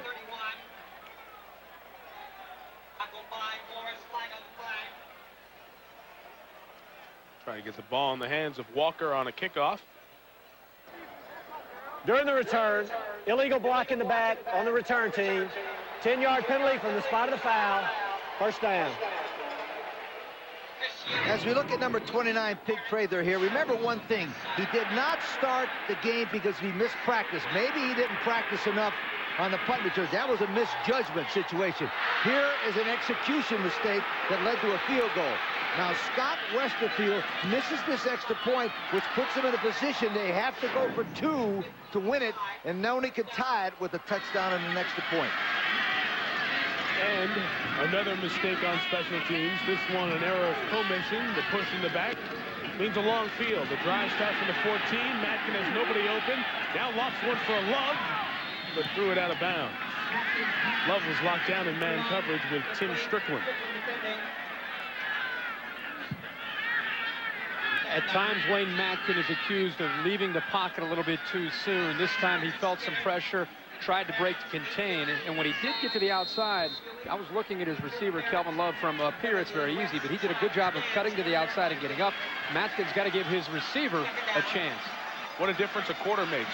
21 offensive plays for Mississippi State. It was Ole Miss that had the 23 offensive snaps in the first quarter. A 2nd and 10 run for DeCenzo Miller. If you're just joining us, it was Miller's 29-yard touchdown run. Latter stages of the second quarter that gave Mississippi State the 6 points. Again, the stakes here tonight, other than the in-state bragging rights and the Egg Bowl battle and the trophy that belongs in Starkville right now to the Bulldogs, the winner of this game will probably go to the better bowl game in terms of being a New Year's Day bowl game. I think if Mississippi State wins it, Kirk, both you and I talked about him going to the Outback Bowl and playing Purdue, right? Yep.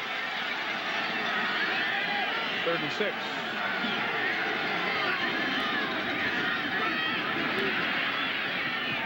Huntington. Nice open field play by Eddie Strong. Came up with one of the turnovers earlier. The top tackler on the team. Looks like he's going to force Mississippi State to punt the ball away. Gotta love the linebackers of Ole Miss. Look at Eddie Strong as a sophomore, has made some plays tonight. Sean Johnson, number 40, Al Rice is a senior, and of course Armigas Spearman. All of these guys are very active, very athletic, and can run ball carriers and receivers down.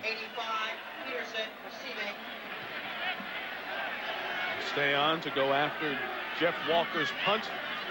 Corey Peterson is back deep to receive. The Walker's had a few blocks this year. See if Ole Miss takes a charge after one. Good protection, line drive boot. Returnable for Peterson. 7 yards. Nice special teams play by Edward Yates. We've been talking about tonight, we're going to give our pies out. Well, right now, Romaro Miller has about half my pie. He's shown a lot of courage. Last week, he sprained his ankle. Tonight, they taped him up. They gave him a special shoe. They taped over top of that. Almost looks like he has an air cast under that. He's been getting beaten up all night, but he has shown tremendous poise here on the touchdown pass to Floro, and then he just kind of walks away, almost as if he expects to perform this well. His poise is something to watch in the second half. He's McAllister, who carried the load in the first half. Baron Simpson in on another tackle. 45 has been everywhere. Miller's first half statistically was very, very strong. He missed his last 5 passes at the end of the second quarter. He is a junior. He's backed up by David Morris, a sophomore, and Eli Manning, a true freshman who is redshirting for Ole Miss, the younger brother of Peyton Manning. Remember, Peyton's great success was when David Cutcliffe coordinated the offense at Tennessee. A 2nd and 6 toss to McAllister. The speed past Baron Simpson to move the chains. First down, Ole Miss. And here's Dr. Jerry Punch. Guys, at halftime, Ole Miss head coach David Cutcliffe obviously very, very pleased with the play of his football team in the first half on both sides of the ball. His concern was the offense. I said that they're running the ball very, very well. His concern was primarily the passing game. He said, we made a lot of mental mistakes in the passing game. We can throw the ball better in the second half, but you got to consider our quarterback practiced one half day this week and put the rest of the week on crutches. Certainly been a difference maker for Ole Miss tonight. And Miller's back on play action. Yes! Tight throw to Jamie Armstrong. They were high school teammates. And at the 36, the chains will move again. I love Romaro's attitude. He's just kind of laid back, like I said earlier, like he expects it. This is a ball that needs to be thrown away from the defender, coming off of play action. Sensitive on the ankle, he throws it away, and perfect timing there with Jamie Armstrong. And a lot of that has to do with how familiar he and his quarterback, Romaro Miller, are. Look at him throwing away from Tim Nelson, where only Armstrong can make the catch. Was his favorite target back at Shannon High School. Together, they were 3A state champions. Not much for Deuce McAllister.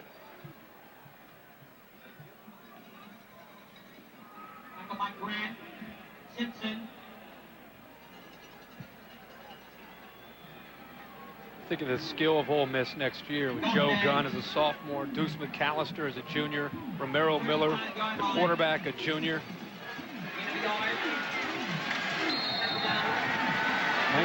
1999 has been a great year for David Cutcliffe in his first year. 2000 potentially could be even better. They know it in Oxford, too. Boy, are they excited about the future. The present's pretty good now. The toss on the run is that intercepted? Oh, what a spectacular INT. Fred Smoot made a great play. And he hurt his knee.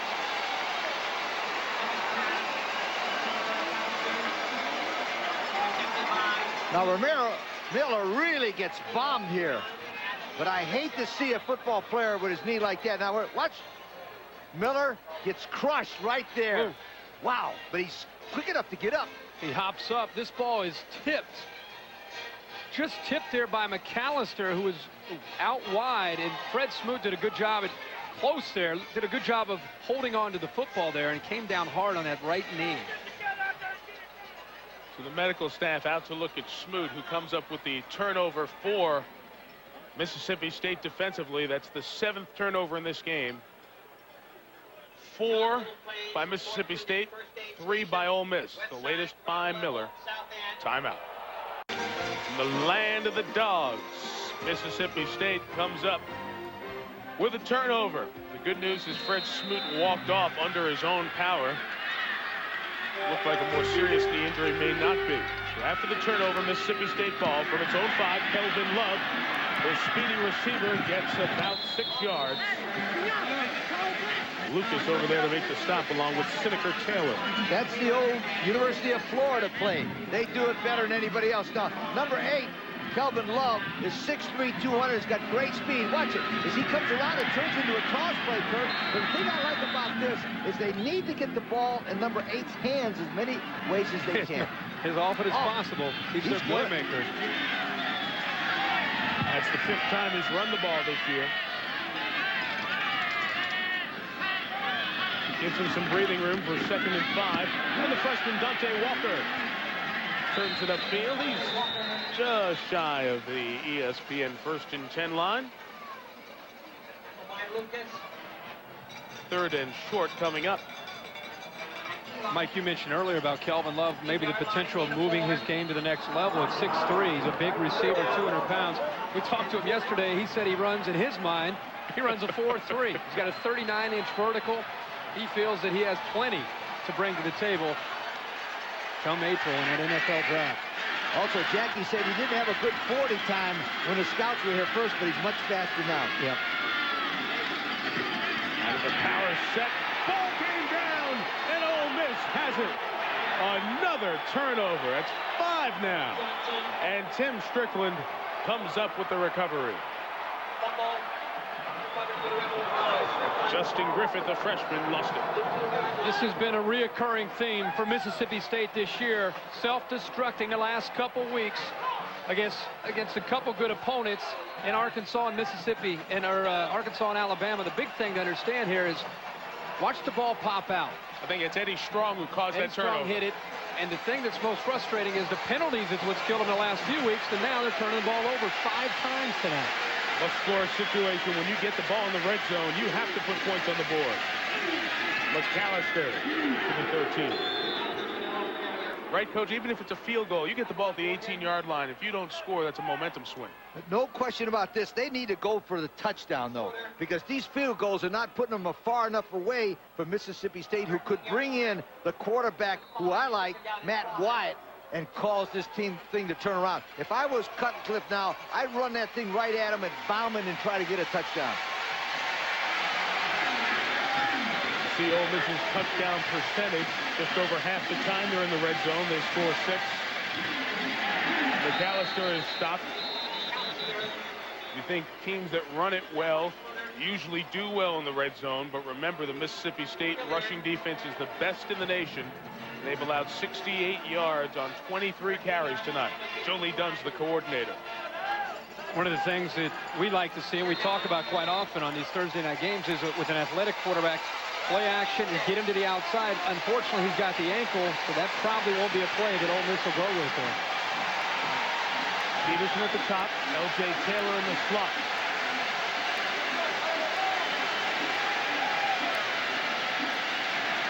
Oh, the receiver was held coming out of the backfield, and the flag came down. Charlie Stackhouse, the fullback, who's only caught 3 all year, was grabbed on the way out, and that's going to be a defensive hold.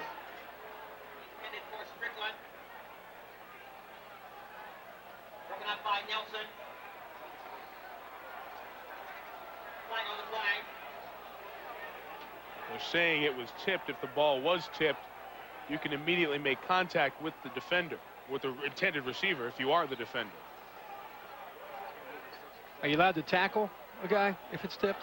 While he's going During up for the pass, holding on the defense, half the distance to the goal, first down. I don't know if you're allowed to tackle a guy. Here, Tim Nelson, number 17, very, very obvious. Keep an eye on him up at the top of your screen.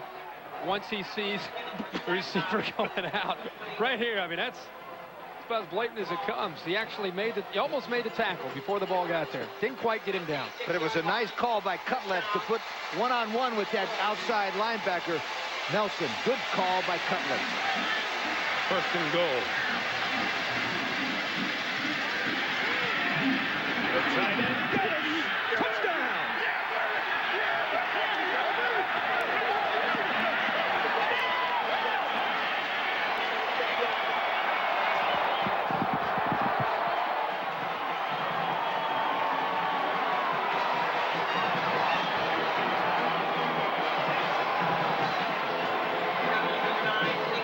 Big touchdown in this game scored by Adam Bettis, the senior tight end from Sherwood, Arkansas.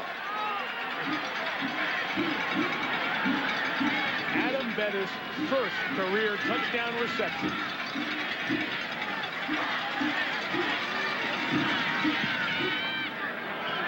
And Ole Miss makes the Dogs pay for the turnover.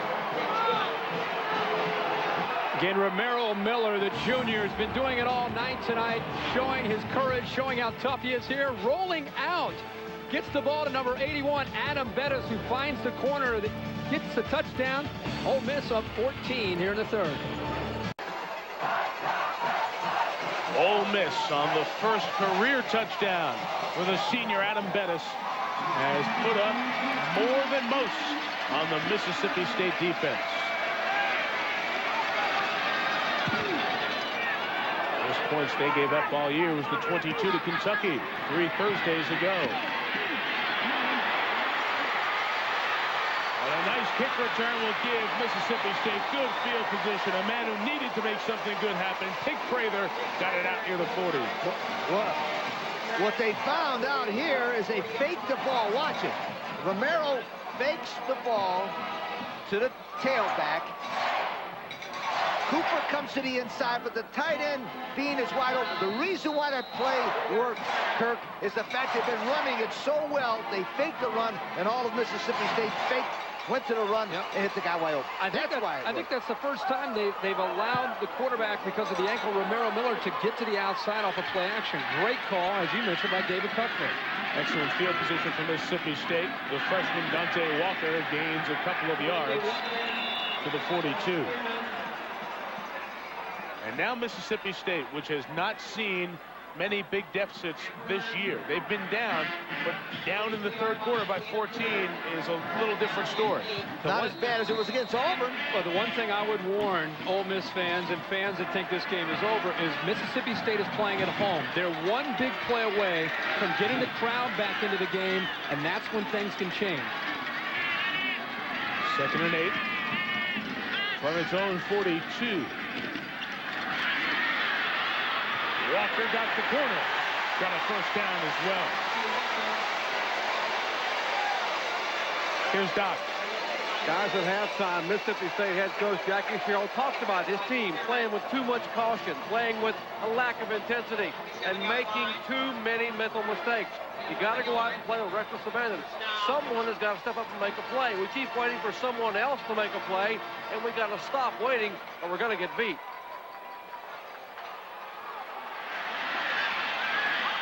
Jackie's team has erased deficits all season. I can fake the pass to Love. Downfield was covered. Amiga Spearman takes him into the bench area. Home fans wanted a flag. It looked like the correct call. Remember one thing about Mississippi State, they scored 15 points in the last 4 minutes against Auburn away from home to come back and win that ball game. Remember also that Matt Wyatt was the quarterback when they've done that. The kid's a passer. I'm not convinced that if they don't score in the third quarter that they shouldn't go with the senior Matt Wyatt and start throwing a football. More than likely they will. They've done it all year. I don't know why they would change tonight. More than likely you will see Matt Wyatt at some point. He came in the game at Jordan-Hare. They were down 16-3 with 4 minutes to go and scored 15 points in the last 2 minutes and 8 seconds. Dante Walker pushed out of bounds at the 41. Also, we were here when he took that team down to kick the winning field goal against Kentucky, correct? Yep. See, by getting a score offensively, I talked about the crowd. When the crowd gets back into it, that's when that Mississippi State defense takes it up another notch. And then all of a sudden you have the ability to create turnovers and give yourself another chance to score. So this game is still a long, long way from being over. That night against Kentucky, Westerfield kicked the game-winning field goal. Try to keep the drive alive here on 3rd and 4.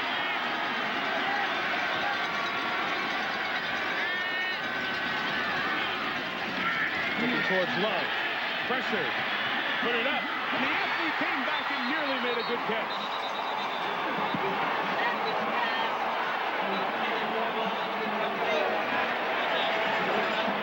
Fourth down at their 41. Kelvin Love actually did the toughest part. He found the ball and came back. That's the tough part. Now, the easy part for him is just to make the catch. The fact he was able to adjust to the ball and come back while Strickland continued to go back, then he just missed the ball. I'm not convinced that Tim Strickland, number 3, didn't kind of use his left hand to make that ball get out of there, though, because Love is too good a player to drop that play. Wyatt has come in at quarterback for 4th and 4. Wyatt goes into the shotgun. Wyatt, who's also the pooch punter, is in punt formation. Ole Miss had nobody back there, and the ball rolls back towards them and only comes to the 20. The pooch punt didn't work from the backup quarterback, 21 yards. Kelvin Love, the senior, is trying to make sure that a Mississippi native ends up on the winning side tonight. He saw his quarterback in trouble, came back to the ball, couldn't hold on. His typifies the frustration of Mississippi State. Well, the Ole Miss fans are hoping to see the trend continue, see if the road team can win a 6th consecutive game in the Egg Bowl. ESPN's 1st and 10 presented by AMD Athlon Processor. The Ole Miss drive starts from its own 21. Houston McAllister, 4 to the 25. Ole Miss offensive line has done a very steady and consistent job of keeping the Mississippi State defense out of the backfield tonight. And the Mississippi State defender is again shaken up.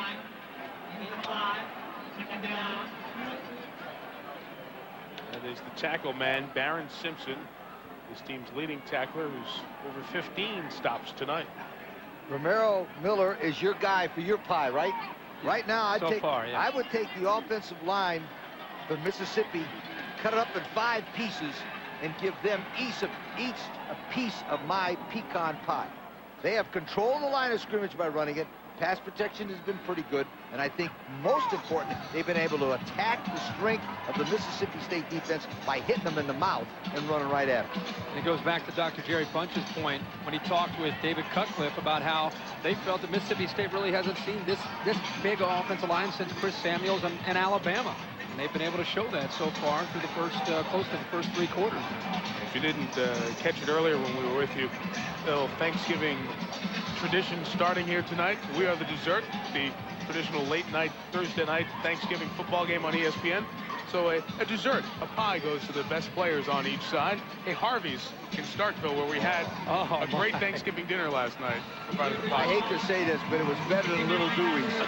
You're losing your place. I don't know. Forget Little Dewey's. I'm going to Harvey's from now on. Wow, you're going to forget Little Dewey's? Yes, I'm going to Harvey's. Oh, you're crazy. It's one of the nice parts, even though we're away from our families, our football family got together and had a wonderful Thanksgiving dinner as we end our season of regular season games here on Thursday Night Football.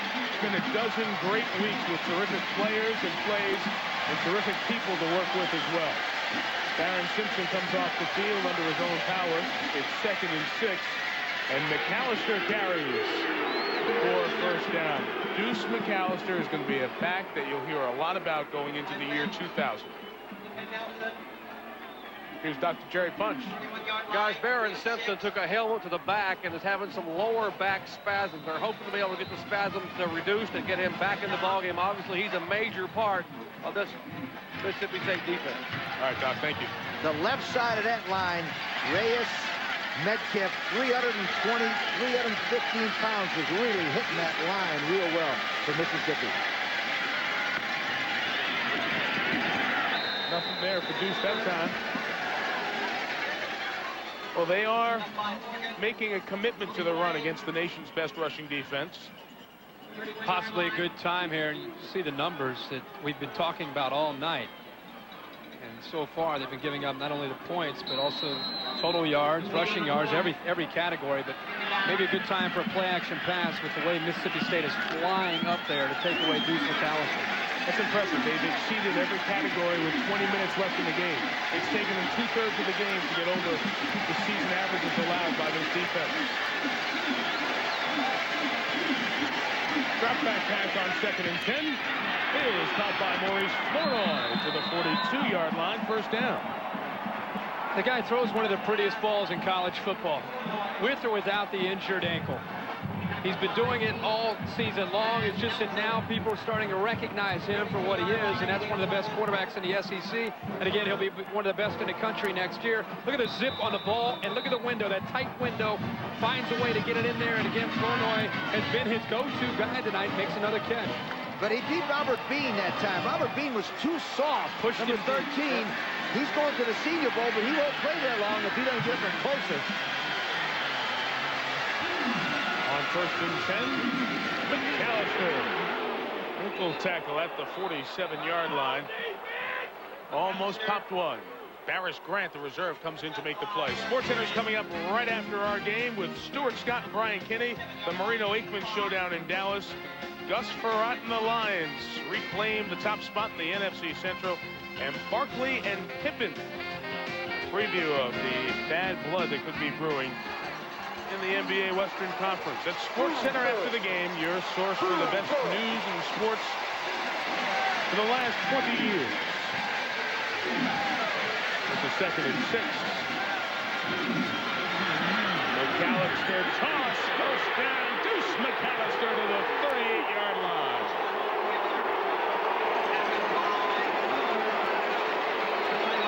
A good runner. Flagged down after 15 yards. Been talking about this offensive line doing a good job up front of pushing people around, but Deuce McAllister is a hard runner. He's been breaking tackles all night tonight. This one's probably going to come back. Dead ball foul, personal foul, on the offense. 15-yard penalty. It will be 1st and 10. Like 89, Doug Ziegler came in after McAllister was declared down and drilled a Mississippi State player, and they're going to call him for that and bring it back. But Deuce McAllister is a runner that's going to get in there, and he always seems to fall forward. A lot of that has to do with the push he's getting up front.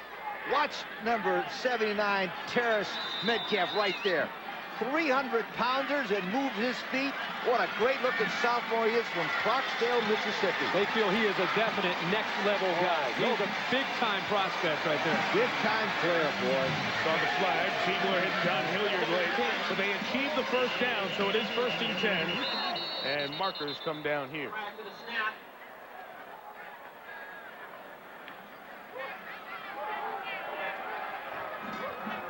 Dead ball foul. False start on the offense. 5-yard penalty. 1st down. Davey Cutcliffe's team will be back 5 more yards. You talked about Metcalf, who started in 97, had a gruesome ankle injury early in 1998, has come back to his great blocking form.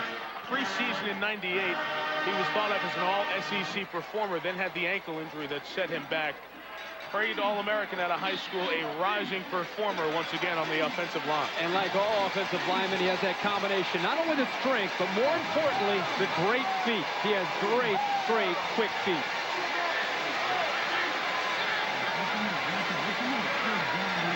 Nice block by Robert Williams. The toss is incomplete for Peterson.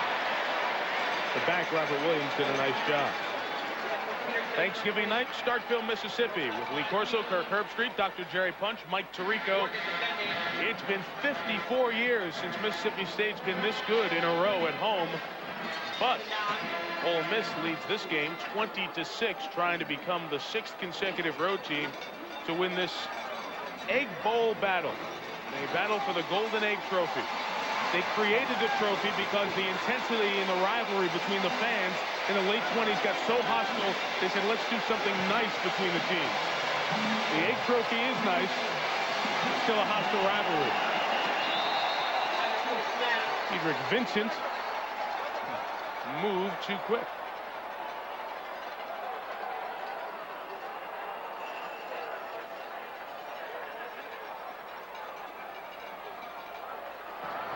Dead ball. False start on the offense. 5-yard penalty. 2nd down.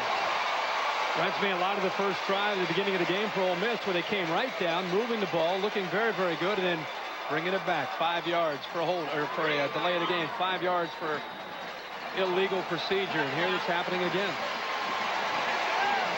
It's the Mississippi State that's been the double-digit flag team the last 3 weeks. Ole Miss making uncharacteristic mistakes tonight. Toss to Deuce, looked for a hole, was not there.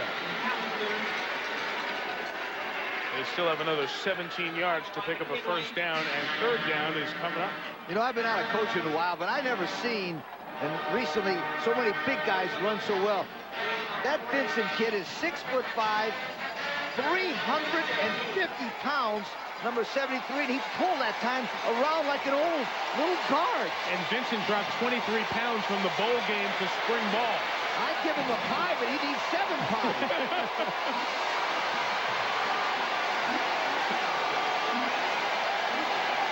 Cowbells are banging. A long-time tradition in Starkville. Blitz, sack.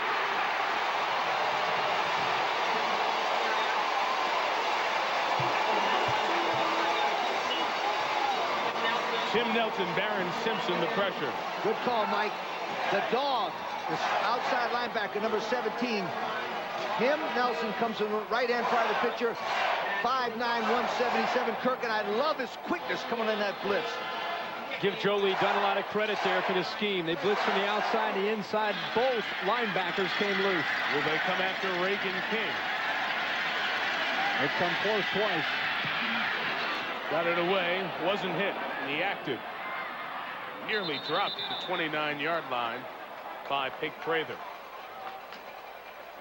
Well, tomorrow, if you do some shopping, come back to ESPN tomorrow night. The Hall of Fame Tip-Off Classic from Springfield. Bobby Knight's Indiana team against a John Chaney Temple team that some think could make it all the way to the Final Four. And then at the Garden, The top 10 battle. Arizona, Kentucky, the rematch of Wildcats from the 97 title game that Zona won in OT. That's a good doubleheader tomorrow night.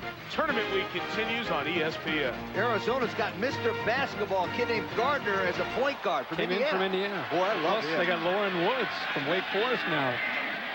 Matt gets first down toss. First time we've seen a tight end tonight for Mississippi State.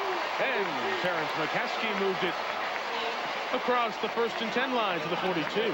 The reason why that play was wide open is they swung the tailback out and the linebacker went out and they left the big tackle. Now, if you watch number 86, McCaskey go there, but as you watch the tailback swing to the right, you'll see the linebacker right there, number 4, get out of his position, and that's why the play was wide open. Good call by Sparky Woods. Final minute, 3rd quarter. Mississippi State running out of possessions. Mackin looking long. Justin Griffith inside the 20. Mackin is limping.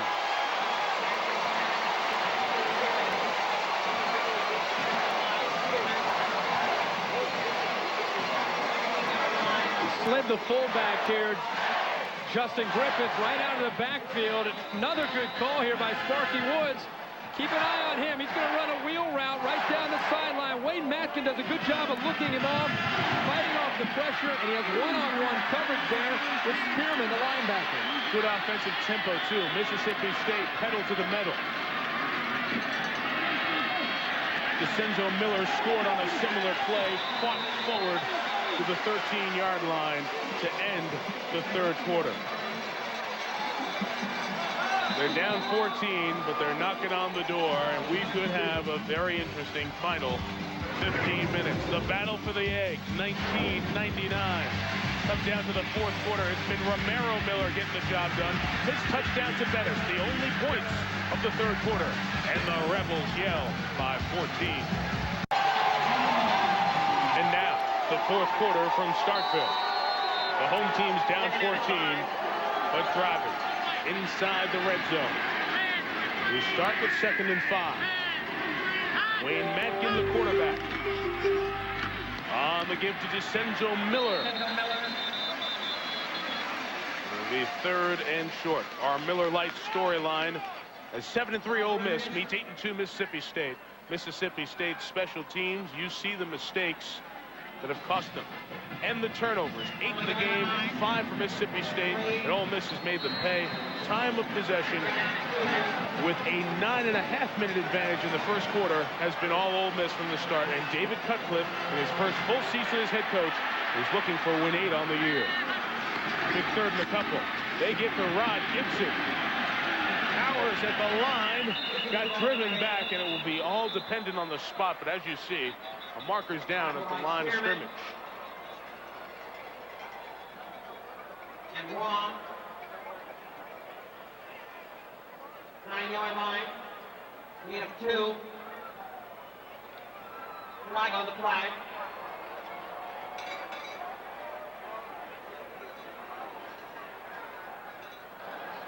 Offsides on the defense. 5-yard penalty. First down. Tonight, a complete reversal of what's happened in November. The bad timing, majority of the flags have been against Mississippi State. Tonight, they've been against that man's team.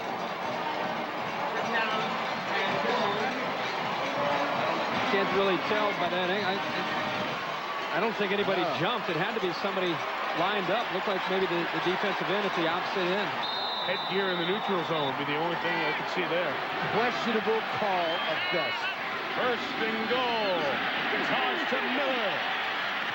Backed up after 2 yards. Ronnie Hurd, an interception earlier to end the 1st half. Looked like he was shaken up a bit on that play. 4-yard line. We have 2.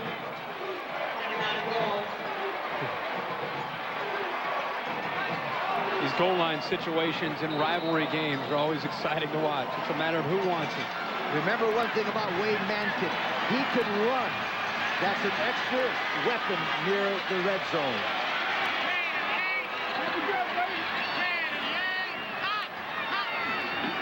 2nd and goal. 𝐒𝐿 Miller stopped again. Hearn, who looked like he was shaken up, and 𝐒𝐿 Spearman, who missed earlier action, went back to the locker room because of an injury. Both gutted up to make a big play.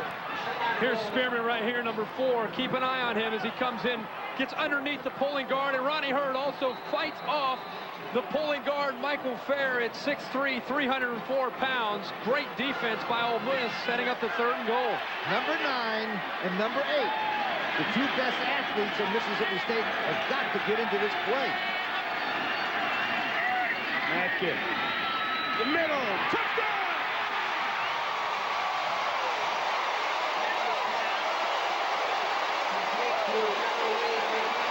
Freshman Donald Lee's first collegiate touchdown.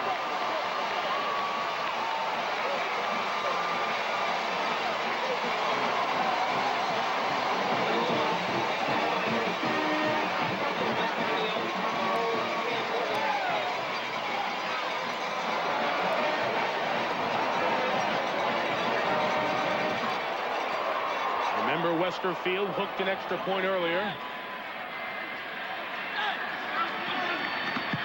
This one he makes. We've got a ball game. All year, Donald Lee had 3 catches. 2 of them in the blowout against Middle Tennessee. But in the must-score drive of the season for Mississippi State, it's the freshman from Bᴜʟʟᴅᴏ, Mississippi, who brings the Dogs closer. 𝐁𝐮𝐥𝐿 Jones, the special teamer, leading the Dog Pound Rock. And Scott Stadium is rocking, 40,000 strong tonight. All they needed was a score. Gets the crowd back into the game. The defense now will be flying around. It'll be interesting to see how David Cutcliffe and Romaro Miller, his quarterback, handle this kind of stretch. Jeff Walker's kickoff. Taking it at the 6. Deuce McAllister to the 27-yard line. You guys, this is one of my favorite all-time plays. Keep your eye right there on Donald Lee. What they're going to do is they're going to fake a screen both ways. Linemen are going both ways. People move, and he sneaks right in the middle. This is one of my favorite plays ever. Watch. The double screen fake. The tight end, Don Lee in the middle. Bingo. What a great call by Sparky Woods. 2 tight ends have their first career touchdown catches in the pass. Wow, listen to this. As loud as it's been all night. Miller dropped by Bettis.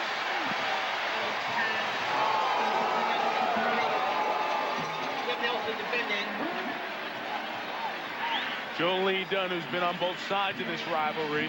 He was the interim head coach after 2 years as defensive coordinator at Ole Miss in 1994 after Billy Brewer left. And then was not kept at Ole Miss when Tommy Tuberville took over. Kentucky coach Hal Mumme told me it was like getting ready for Joe Lee Dunn is like getting for your worst nightmare for an offensive coordinator. He's that good. 2nd and 10. McAllister.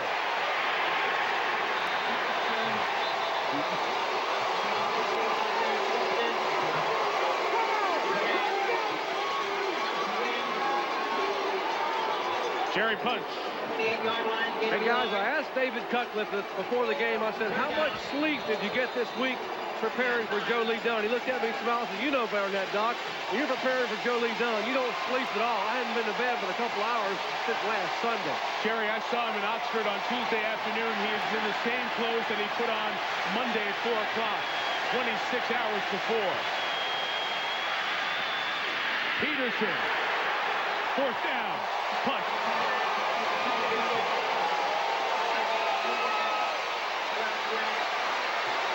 Talked about the crowd coming into the football game. Once Mississippi State, even though they were down 20-6, they got 1 score. How it can change the complexion of a ball game, because now the crowd is back into it. 3 and out. After the way that Ole Miss offense has just been motoring through Mississippi State. 3 and out, they get the ball back. Now what will they do with it when they get the opportunity? Right now is an adventure with old number 29, big favorite back. No kick. Flag came down.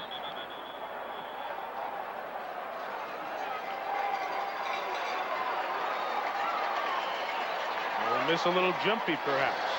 Dead ball. False start on the offense. 5-yard penalty. 4th down.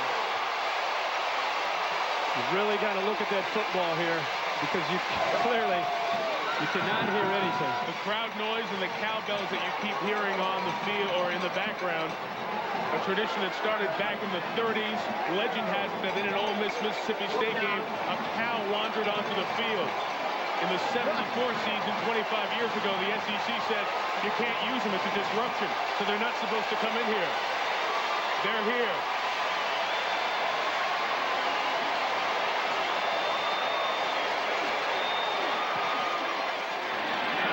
Not King's best kick,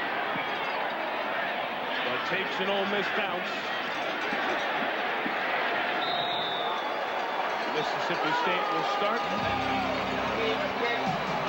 from its own 34 after a 45-yard kick. I can't believe what 𝐒𝐭𝐚 said on ESPN last week. He said you can't have Thanksgiving dinner without turkey. I say you need a little pig. Come on, Corso. Have a little swine with your wine.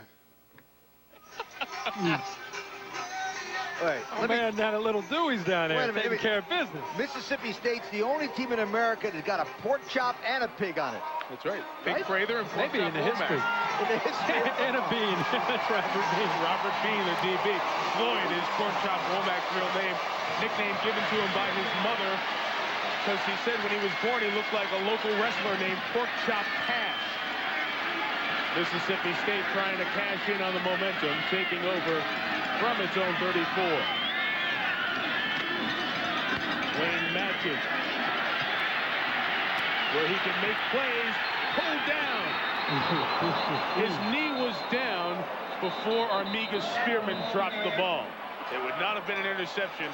It's still a sack, and they lose 13 yards. He's down here. He's looking like Rashard Casey of Penn State. Once in a while makes a great play. Other times has the tendency to just throw it up there and take a chance. John Rahm made the sack. 2.5 for him on the year. Steve Shaw, the SEC referee, made a very good call without the benefit of stopping the replay. 2nd and long.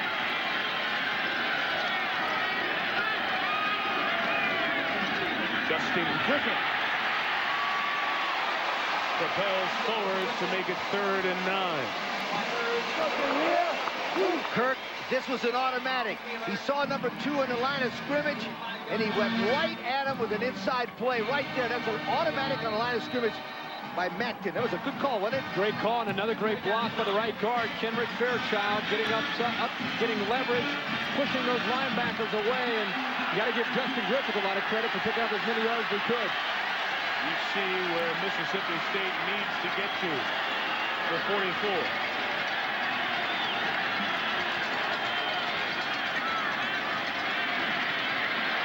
Out of the gun, 1st down.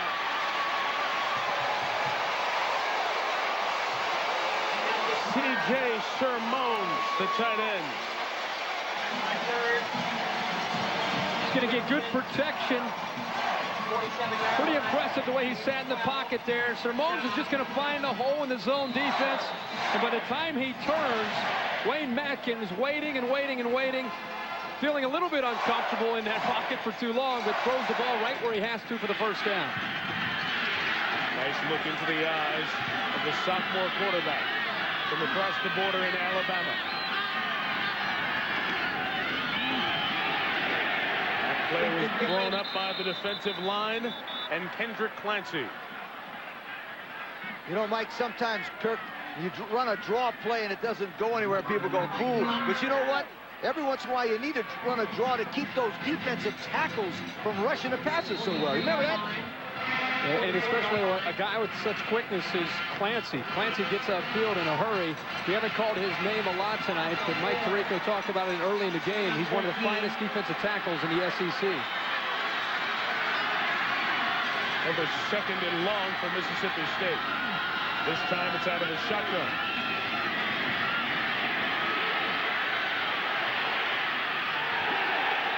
No, Mississippi State receiver was over there, and a flag was thrown. They're pointing out towards Larry Huntington, and they may pick up the flag.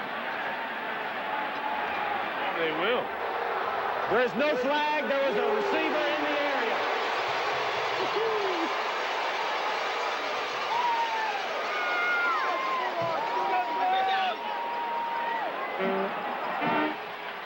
Larry Huntington was on that side of the field. He was on that side, but I don't know if he was. He was in Scott Stadium. So was Jackie Sherrill. So are we. That's true. Equally distant from where the ball ended up in the receiver. 3rd and 13. Needing to get to the Ole Miss 43.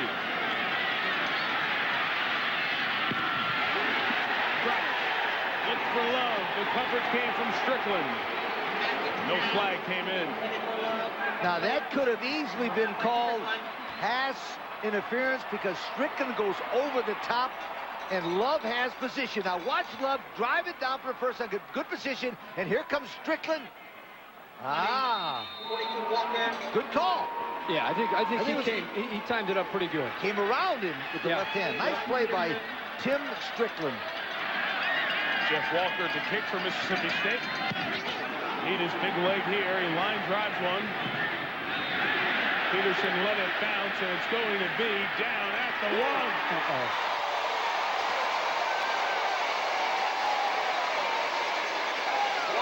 55 yards.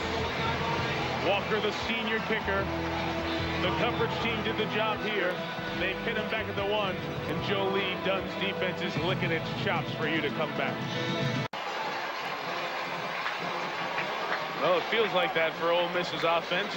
Not much room to breathe.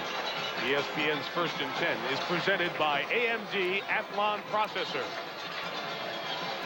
Never a good situation when the 11-yard line is where the yellow line is. They're going to bring the heat here. Yeah. There's 2 trends of thought. Number one, you run a quarterback sneak to get some movement, and then you go for the bomb.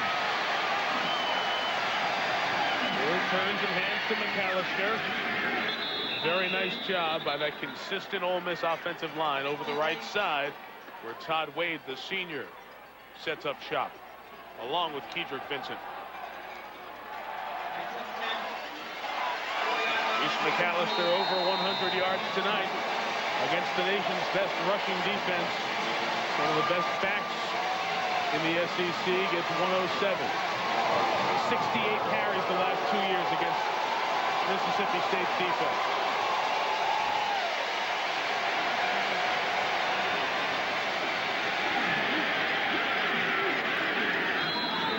Three. It's tough to bring down with that first hit. Alvin McKinley, the senior out of McCool, Mississippi, made the play. Most of these guys know each other, folks. They live in these small towns in Mississippi that rally around their high school football teams. These tightly woven communities brings the passion to the game. It's not Florida State. The stakes aren't the same, but the emotion is. It's more like Alabama-Auburn.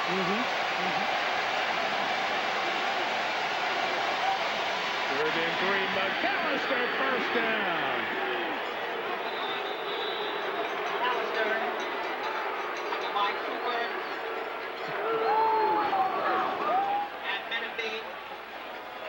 Talk about this offensive line here. They're going to bring around the right guard, Kedrick Vincent. He gets a good block, 76. Also, Tuton Reyes getting up there through the middle. And the tough running of Deuce McAllister. Look at the hands and the arm tackles. He continues to move those legs and picks up a critical first down. It is 1st and 10 from the 15. The 3rd and 3 conversion from McAllister. Now he gets 3 yards to about the 18. A reminder that SportsCenter comes up as soon as we're done. It's Stuart Scott and Brian Kenny. Happy Thanksgiving, gentlemen. Marino and Aikman, their showdown in Big D. The Lions getting atop the Central and the NBA story, plus the college hoops in Puerto Rico. Much more. Look ahead to the football games tomorrow as well. SportsCenter coming up right after the game here at Scott Stadium.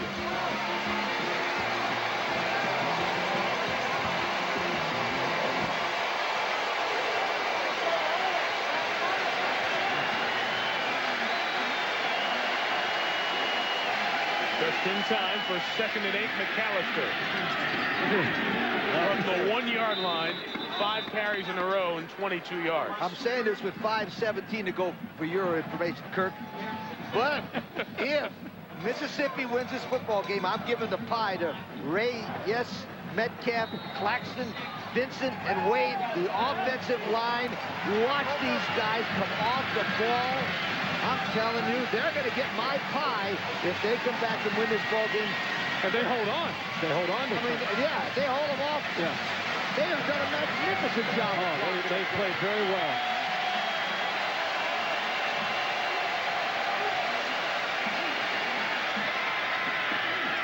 First down, McAllister again. The offensive line doing the job. Their coach, John Latina. John Latina was at Clemson, and he's a graduate, guess where? Virginia Tech.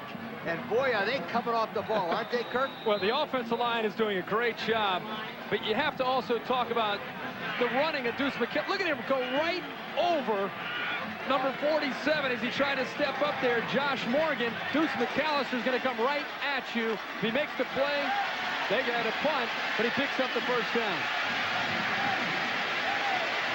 Carrying the load in the rivalry game again this year. To the 32, Jackie Sherrill wants to take a timeout. No flag was thrown for offside. Jackie, if anything, needs to stop the momentum a little bit here at 4:05. Time remaining, 4th quarter. They're the best rush defense in the country. Tonight, they've been challenged. We're talking about a team that held Sean Alexander of Alabama to 54 yards rushing this year. Deuce McAllister against the Mississippi State run defense for the 2nd year in a row. Big number. Remember that name for the future in college football. Deuce McAllister. Remember, Mississippi State allowed their opponents only 1.7 per carry on the ground the entire year. This is a Deuce drive. He's carried it from the 1 to the 32. He's got it again. Looking for room. That time they shut him down. No timeout. They'll let the clock move now. Well, they've converted in this possession already. They've converted 2 third downs. They were both 3rd and 3. It's a difference of about roughly 3 minutes that they've been able to continue to chew. The clock continues to move. And here they go again on a 3rd down. And who's going to have to step up and make the play? Coach Joe Lee Dunn is yelling out, watch a pass, watch a pass. 3rd and 7. Miller on the McGinty ankle. Had nobody open, so he threw it at the feet of his tight end. Okay, here's the situation. 3 minutes and 18 seconds. They need to drive the ball down and go for 7 for the tie or 2 to win it. Exciting football, isn't it? Well, McAllister did a job there. They killed 4:29 off the clock. McAllister ran it 8 consecutive times. Now Reagan King sets a punt. And look who's back there, number 29. They're coming after it. Got through it. My goodness. Raiders mishandled it. Ole Miss. And Ole Miss has it. What did I say? Look who's back there, number 29.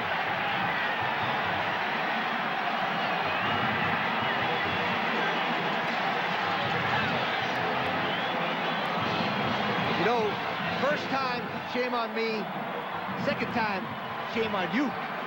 What about the 3rd? I mean, forget about it. Big Prather, he hasn't practiced this week.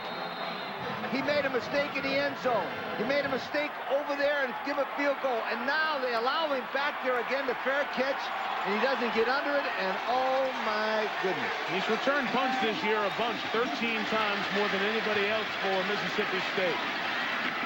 First down run with Charlie Stackhouse. How many times have you been ready to see the Mississippi State offense come on the field and a mistake has happened? Special teams disaster tonight for the Bulldogs. And you just feel sorry for a player like Prather, who's been a good performer for this team this year. Only a sophomore. But I honestly believe it's the fact he didn't start the game because he didn't practice all week. When a guy doesn't practice, you don't play. That's why he's not playing on the defense. He shouldn't play on the special teams either, should he, Mike? Right. Miller milks the clock, tosses to McAllister. For a timeout here by Mississippi State. The flag came in at the 2:25 mark. Now 2:24.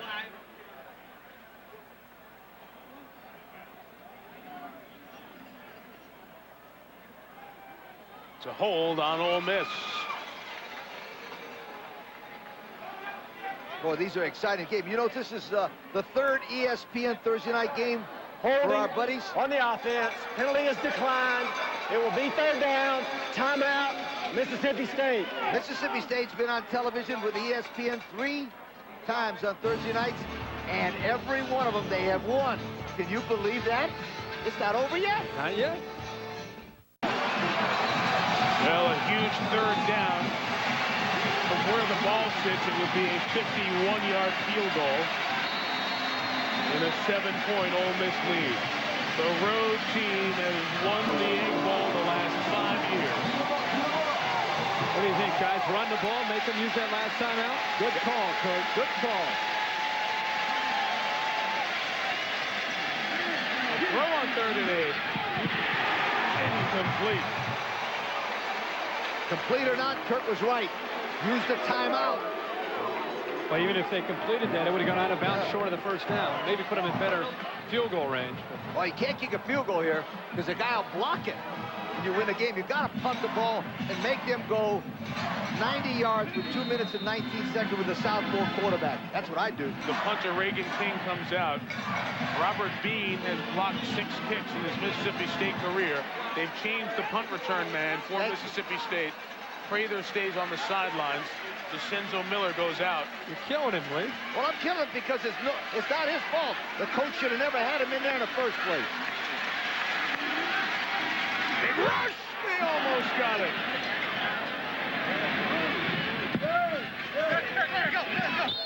Wow, I thought they had that one. That's 4.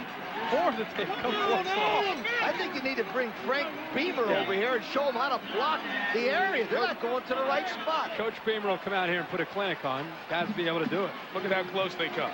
This is the same look. It's the same man. It's the same guy that's coming through loose, too. 𝐭 Jones every time. They're not going to the point where they can block it. They're going for the kick. Mamma mia. So here we go. Final 2:10. Look at Frank Beamer on the horn. They need to go 89 yards with 1 timeout.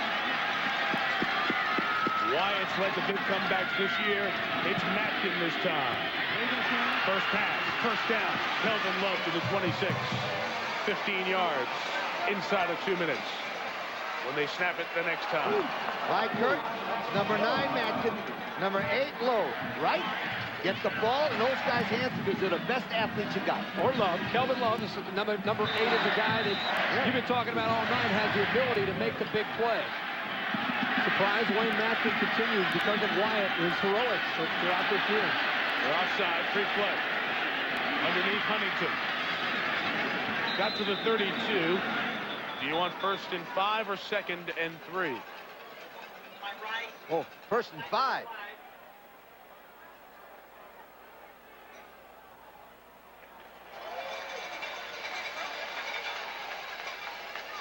Well, they have been here before, and they've done this before against Auburn, LSU, and Kentucky. In the 4th quarter, erasing a 13-5 and a 2-point deficit in the final period. Tonight, it was a 20-6 deficit.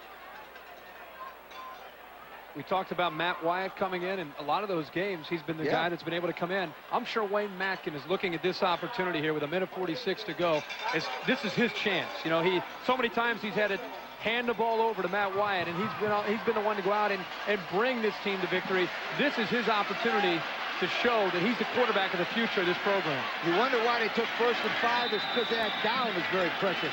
2nd down and 3 is not as good. Good question, Lee. 5 in the pattern. Quick toss, incomplete. Matt Butler couldn't hang on. You know, these are really exciting games. You know, Mississippi State's contract with ESPN is up this year for Thursday night games. You guys know that? No. So I'm lobbying right now, Mississippi State against BYU in Pro Bowl next year on Thursday night. What do you think, Well, guys? I think Mike and I and the entire crew would agree. It doesn't get any better than going to Pro Bowl. And anytime you get an SEC team traveling, you got to jump on that. And these guys are undefeated. I'm behind you. The truck's behind you. We're all behind you. All right, let's go. 2nd and 5. Hanging on every play. First down. He went back to the man who dropped it, Butler. Stops the clock as they move the chains at the 44. How many times have we seen defenses in this 2-minute play very soft, prevent, and the team just moves the ball right down the field? I think Ole Miss needs to continue to be aggressive, continue to play that tight coverage. And you know what? If they throw it over their heads, everybody will say, they should have been looser. Well, I just think that so many times you get so soft that everybody just takes nickel and dime you right down the field. They're playing for Nacton to make a mistake. That's what they're doing. From his own 44, the sophomore fires to Love. Moving the line. Stop the clock to check if it's a first down. It should be, and they're going to move the chains. With 64 seconds to go, and Mississippi State still holding on to its one timeout. See, what they're doing is they're going to these slots. Look how soft the coverage is against their slot receivers. They'll walk the linebacker out, making a few adjustments, but they're not putting enough pressure on the slot receivers. Nothing open. Sideline. Did Love hold on?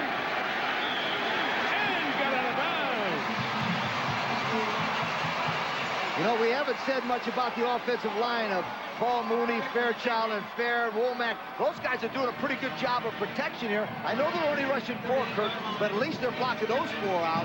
Yeah, they're keeping them away from Wayne Matkin. Matkin has all day to throw the football here in this drive right now.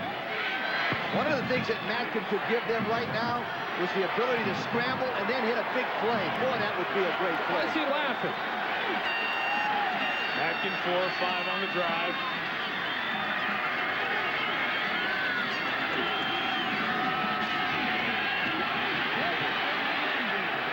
Laying it up long. Incomplete. Matt Butler was chasing down the attempted pass, and Tim Strickland was step for step with him. 38 seconds left. This is first guessing, but I'm going to tell you again what I would do. I would make sure I could try to get the ball to Kelvin Love because he's 6'3", number 8. I'm saying it again because I think you're calling for Love. I'm calling for Love, but I'm calling for him because he's tall, rangy, and can get up there and make a spectacular play. I think it's going to really depend on the coverage you see. If they're real soft again, which is surprising, your guy is right here. Let's see what they do. Throw it to him. 3rd and 3.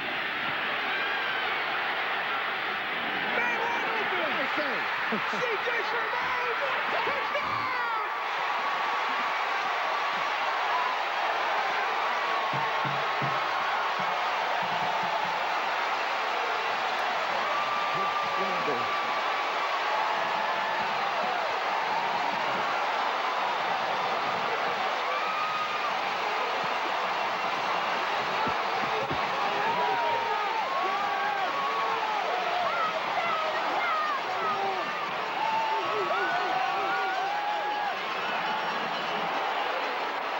Scott Westerfield missed an extra point after the first touchdown. He kicked the game-winning field goal in the final seconds against Kentucky. So he's hit a pressure kick this year. This to tie the game.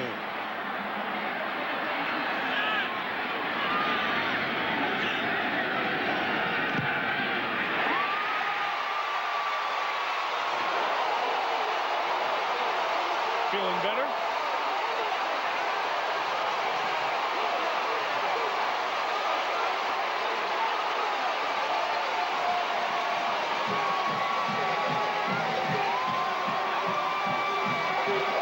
Crucial 3rd down here for Mississippi State. Keep an eye on number 83, C.J. Sermons. He's going to leave your screen, but once the quarterback begins to scramble, Ole Miss's defense loses him. Sermons just kind of sneaks back behind the linebackers all by himself.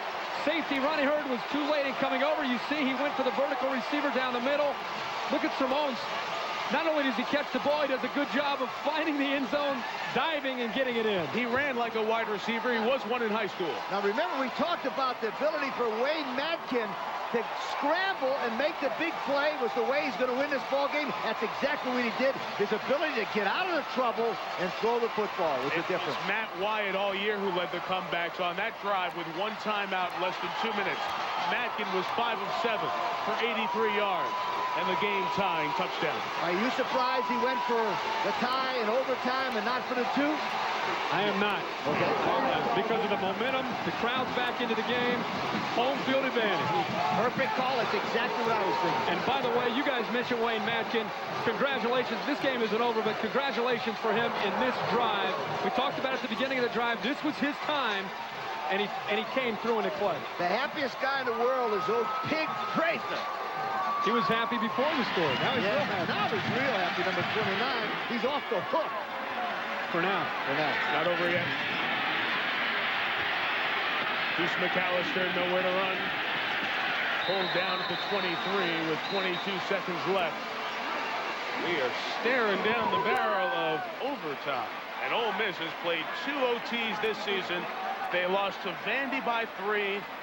They beat Auburn in the most emotional game to this point for this team. Remember, against their old coach, Tommy Tuberville, they won on the plains of Alabama by 7 and beat their old coach. I told you guys we should have tried to keep Mississippi State to sign a new contract for Thursday night football. Are they exciting or what? Well, they're always exciting. 20-6. Remember that? Yep. Got the crowd back into the game. They're right there. Like many teams in college football, when they get the crowd back in, they play at a different level. They will throw. Miller will air it out. Uh-oh, look out for an INT. It is picked off. Eugene Clinton down the sideline and knocked out at the 27. All right, then. Good old Scott Westerfield on the field right now would call a timeout. Call a timeout. Oh, my goodness. How about the job here by Bean? Getting up in the air. He meant to kick that baby right to Eugene Clinton. He got up in the air, though. Nice job of highballing. Kirk, it reminds me of the Nebraska kick in the air when they won the ball Missouri. against Missouri. Remember? All right, now, timeout and get old Scott Westerfield. Notice how I said that? Yes, Scott you did. You're all over it. Westerfield ready to kick the winning field goal. If he would have kicked the extra point, wouldn't be in this situation earlier. But he, like Pig Prather, has a chance for redemption. But this is more exciting. That little extra point, nothing. Are you surprised they decided to kind of throw it up? Very much so. Maybe instead of taking a knee or just killing the clock? Yep. I don't know. I think Cutcliffe figured there's no way he's going to win here in overtime anyhow. He might as well try to get a sensational play. Probably. But I tell you what, this kid, at least we talked about it before. Unless you've done it before, you don't know if he can do it again, right? Well, Scott Westerfield knows, and on ESPN on Thursday night, he can kick a winning field goal and be carried off the field. In the game against Kentucky, Westerfield kicked a 45-yarder. Tonight, his attempt will be from 44. Ole Miss is going to try to ice him and take a timeout.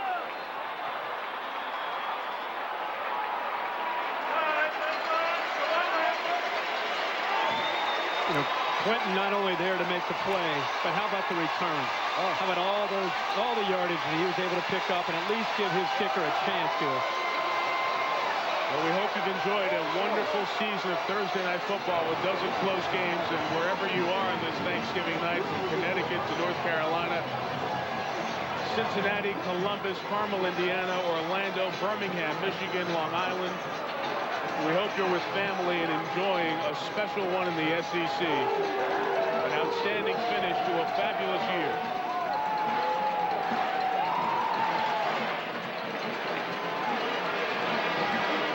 go back to what will turn out to be the key play if this field goal is good. Well, again, it's important to see number 13 high point the ball. Bean goes up. Now the foot was priceless. It did remind me of the Nebraska, Missouri. But number 14 was there, Eugene Clinton, and he comes back.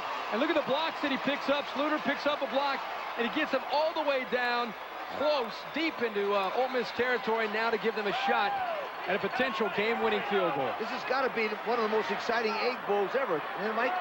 Very much so. From 44 yards for the win.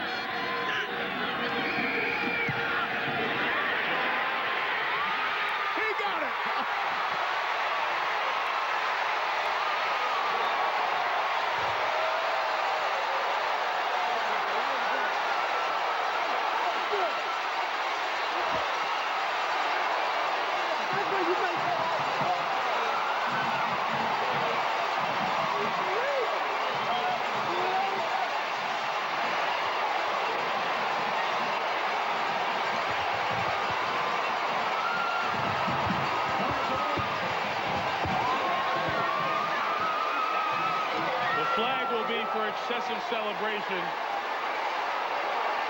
The final second Bulldogs do it again. Westerfield, who missed the extra point earlier, had a game winner against Kentucky.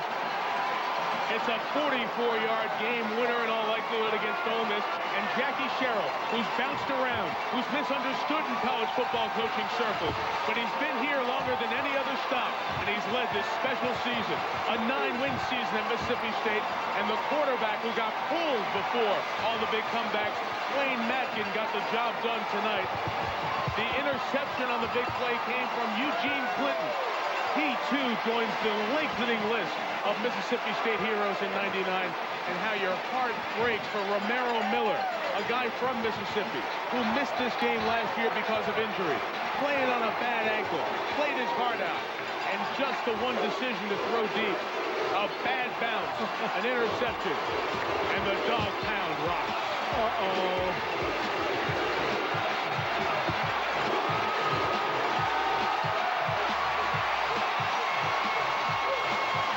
I gotta say, that is the best thing going. I know the NCAA hates celebration. They hate all the fun stuff with college football. So Jackie's come up with an idea where he allows them to do it off the field. That is perfect.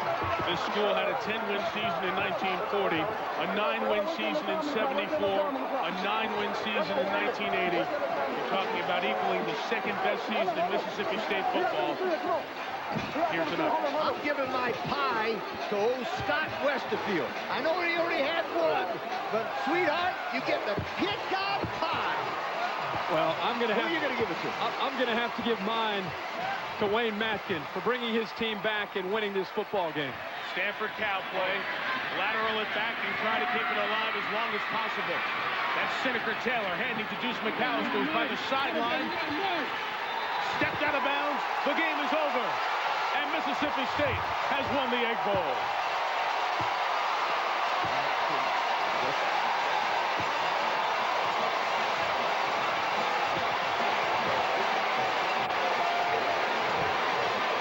A kiss from his daughter for Jackie Sherrill. A special season in Mississippi State football ends the way it will be remembered. The never-say-die Bulldogs at the last minute find a way again. For the first time in 6 years, the Golden Egg will stay with the home team. Our E-Trade players of the game, Deuce McAllister, a fabulous effort, a workmanlike effort again against Mississippi State, and Wayne Matkin, who was around to lead the comeback on the 11th and final game day for the Bulldogs. The Golden Egg will stay in Starkville. The last chapter of special season of Thursday night. Dr. Jerry Punch, Lee Corso, Kirk Herbstreit, and the best crew in the business, Mike Tirico. Thanks for being with us. SportsCenter's next. Happy Thanksgiving, everyone.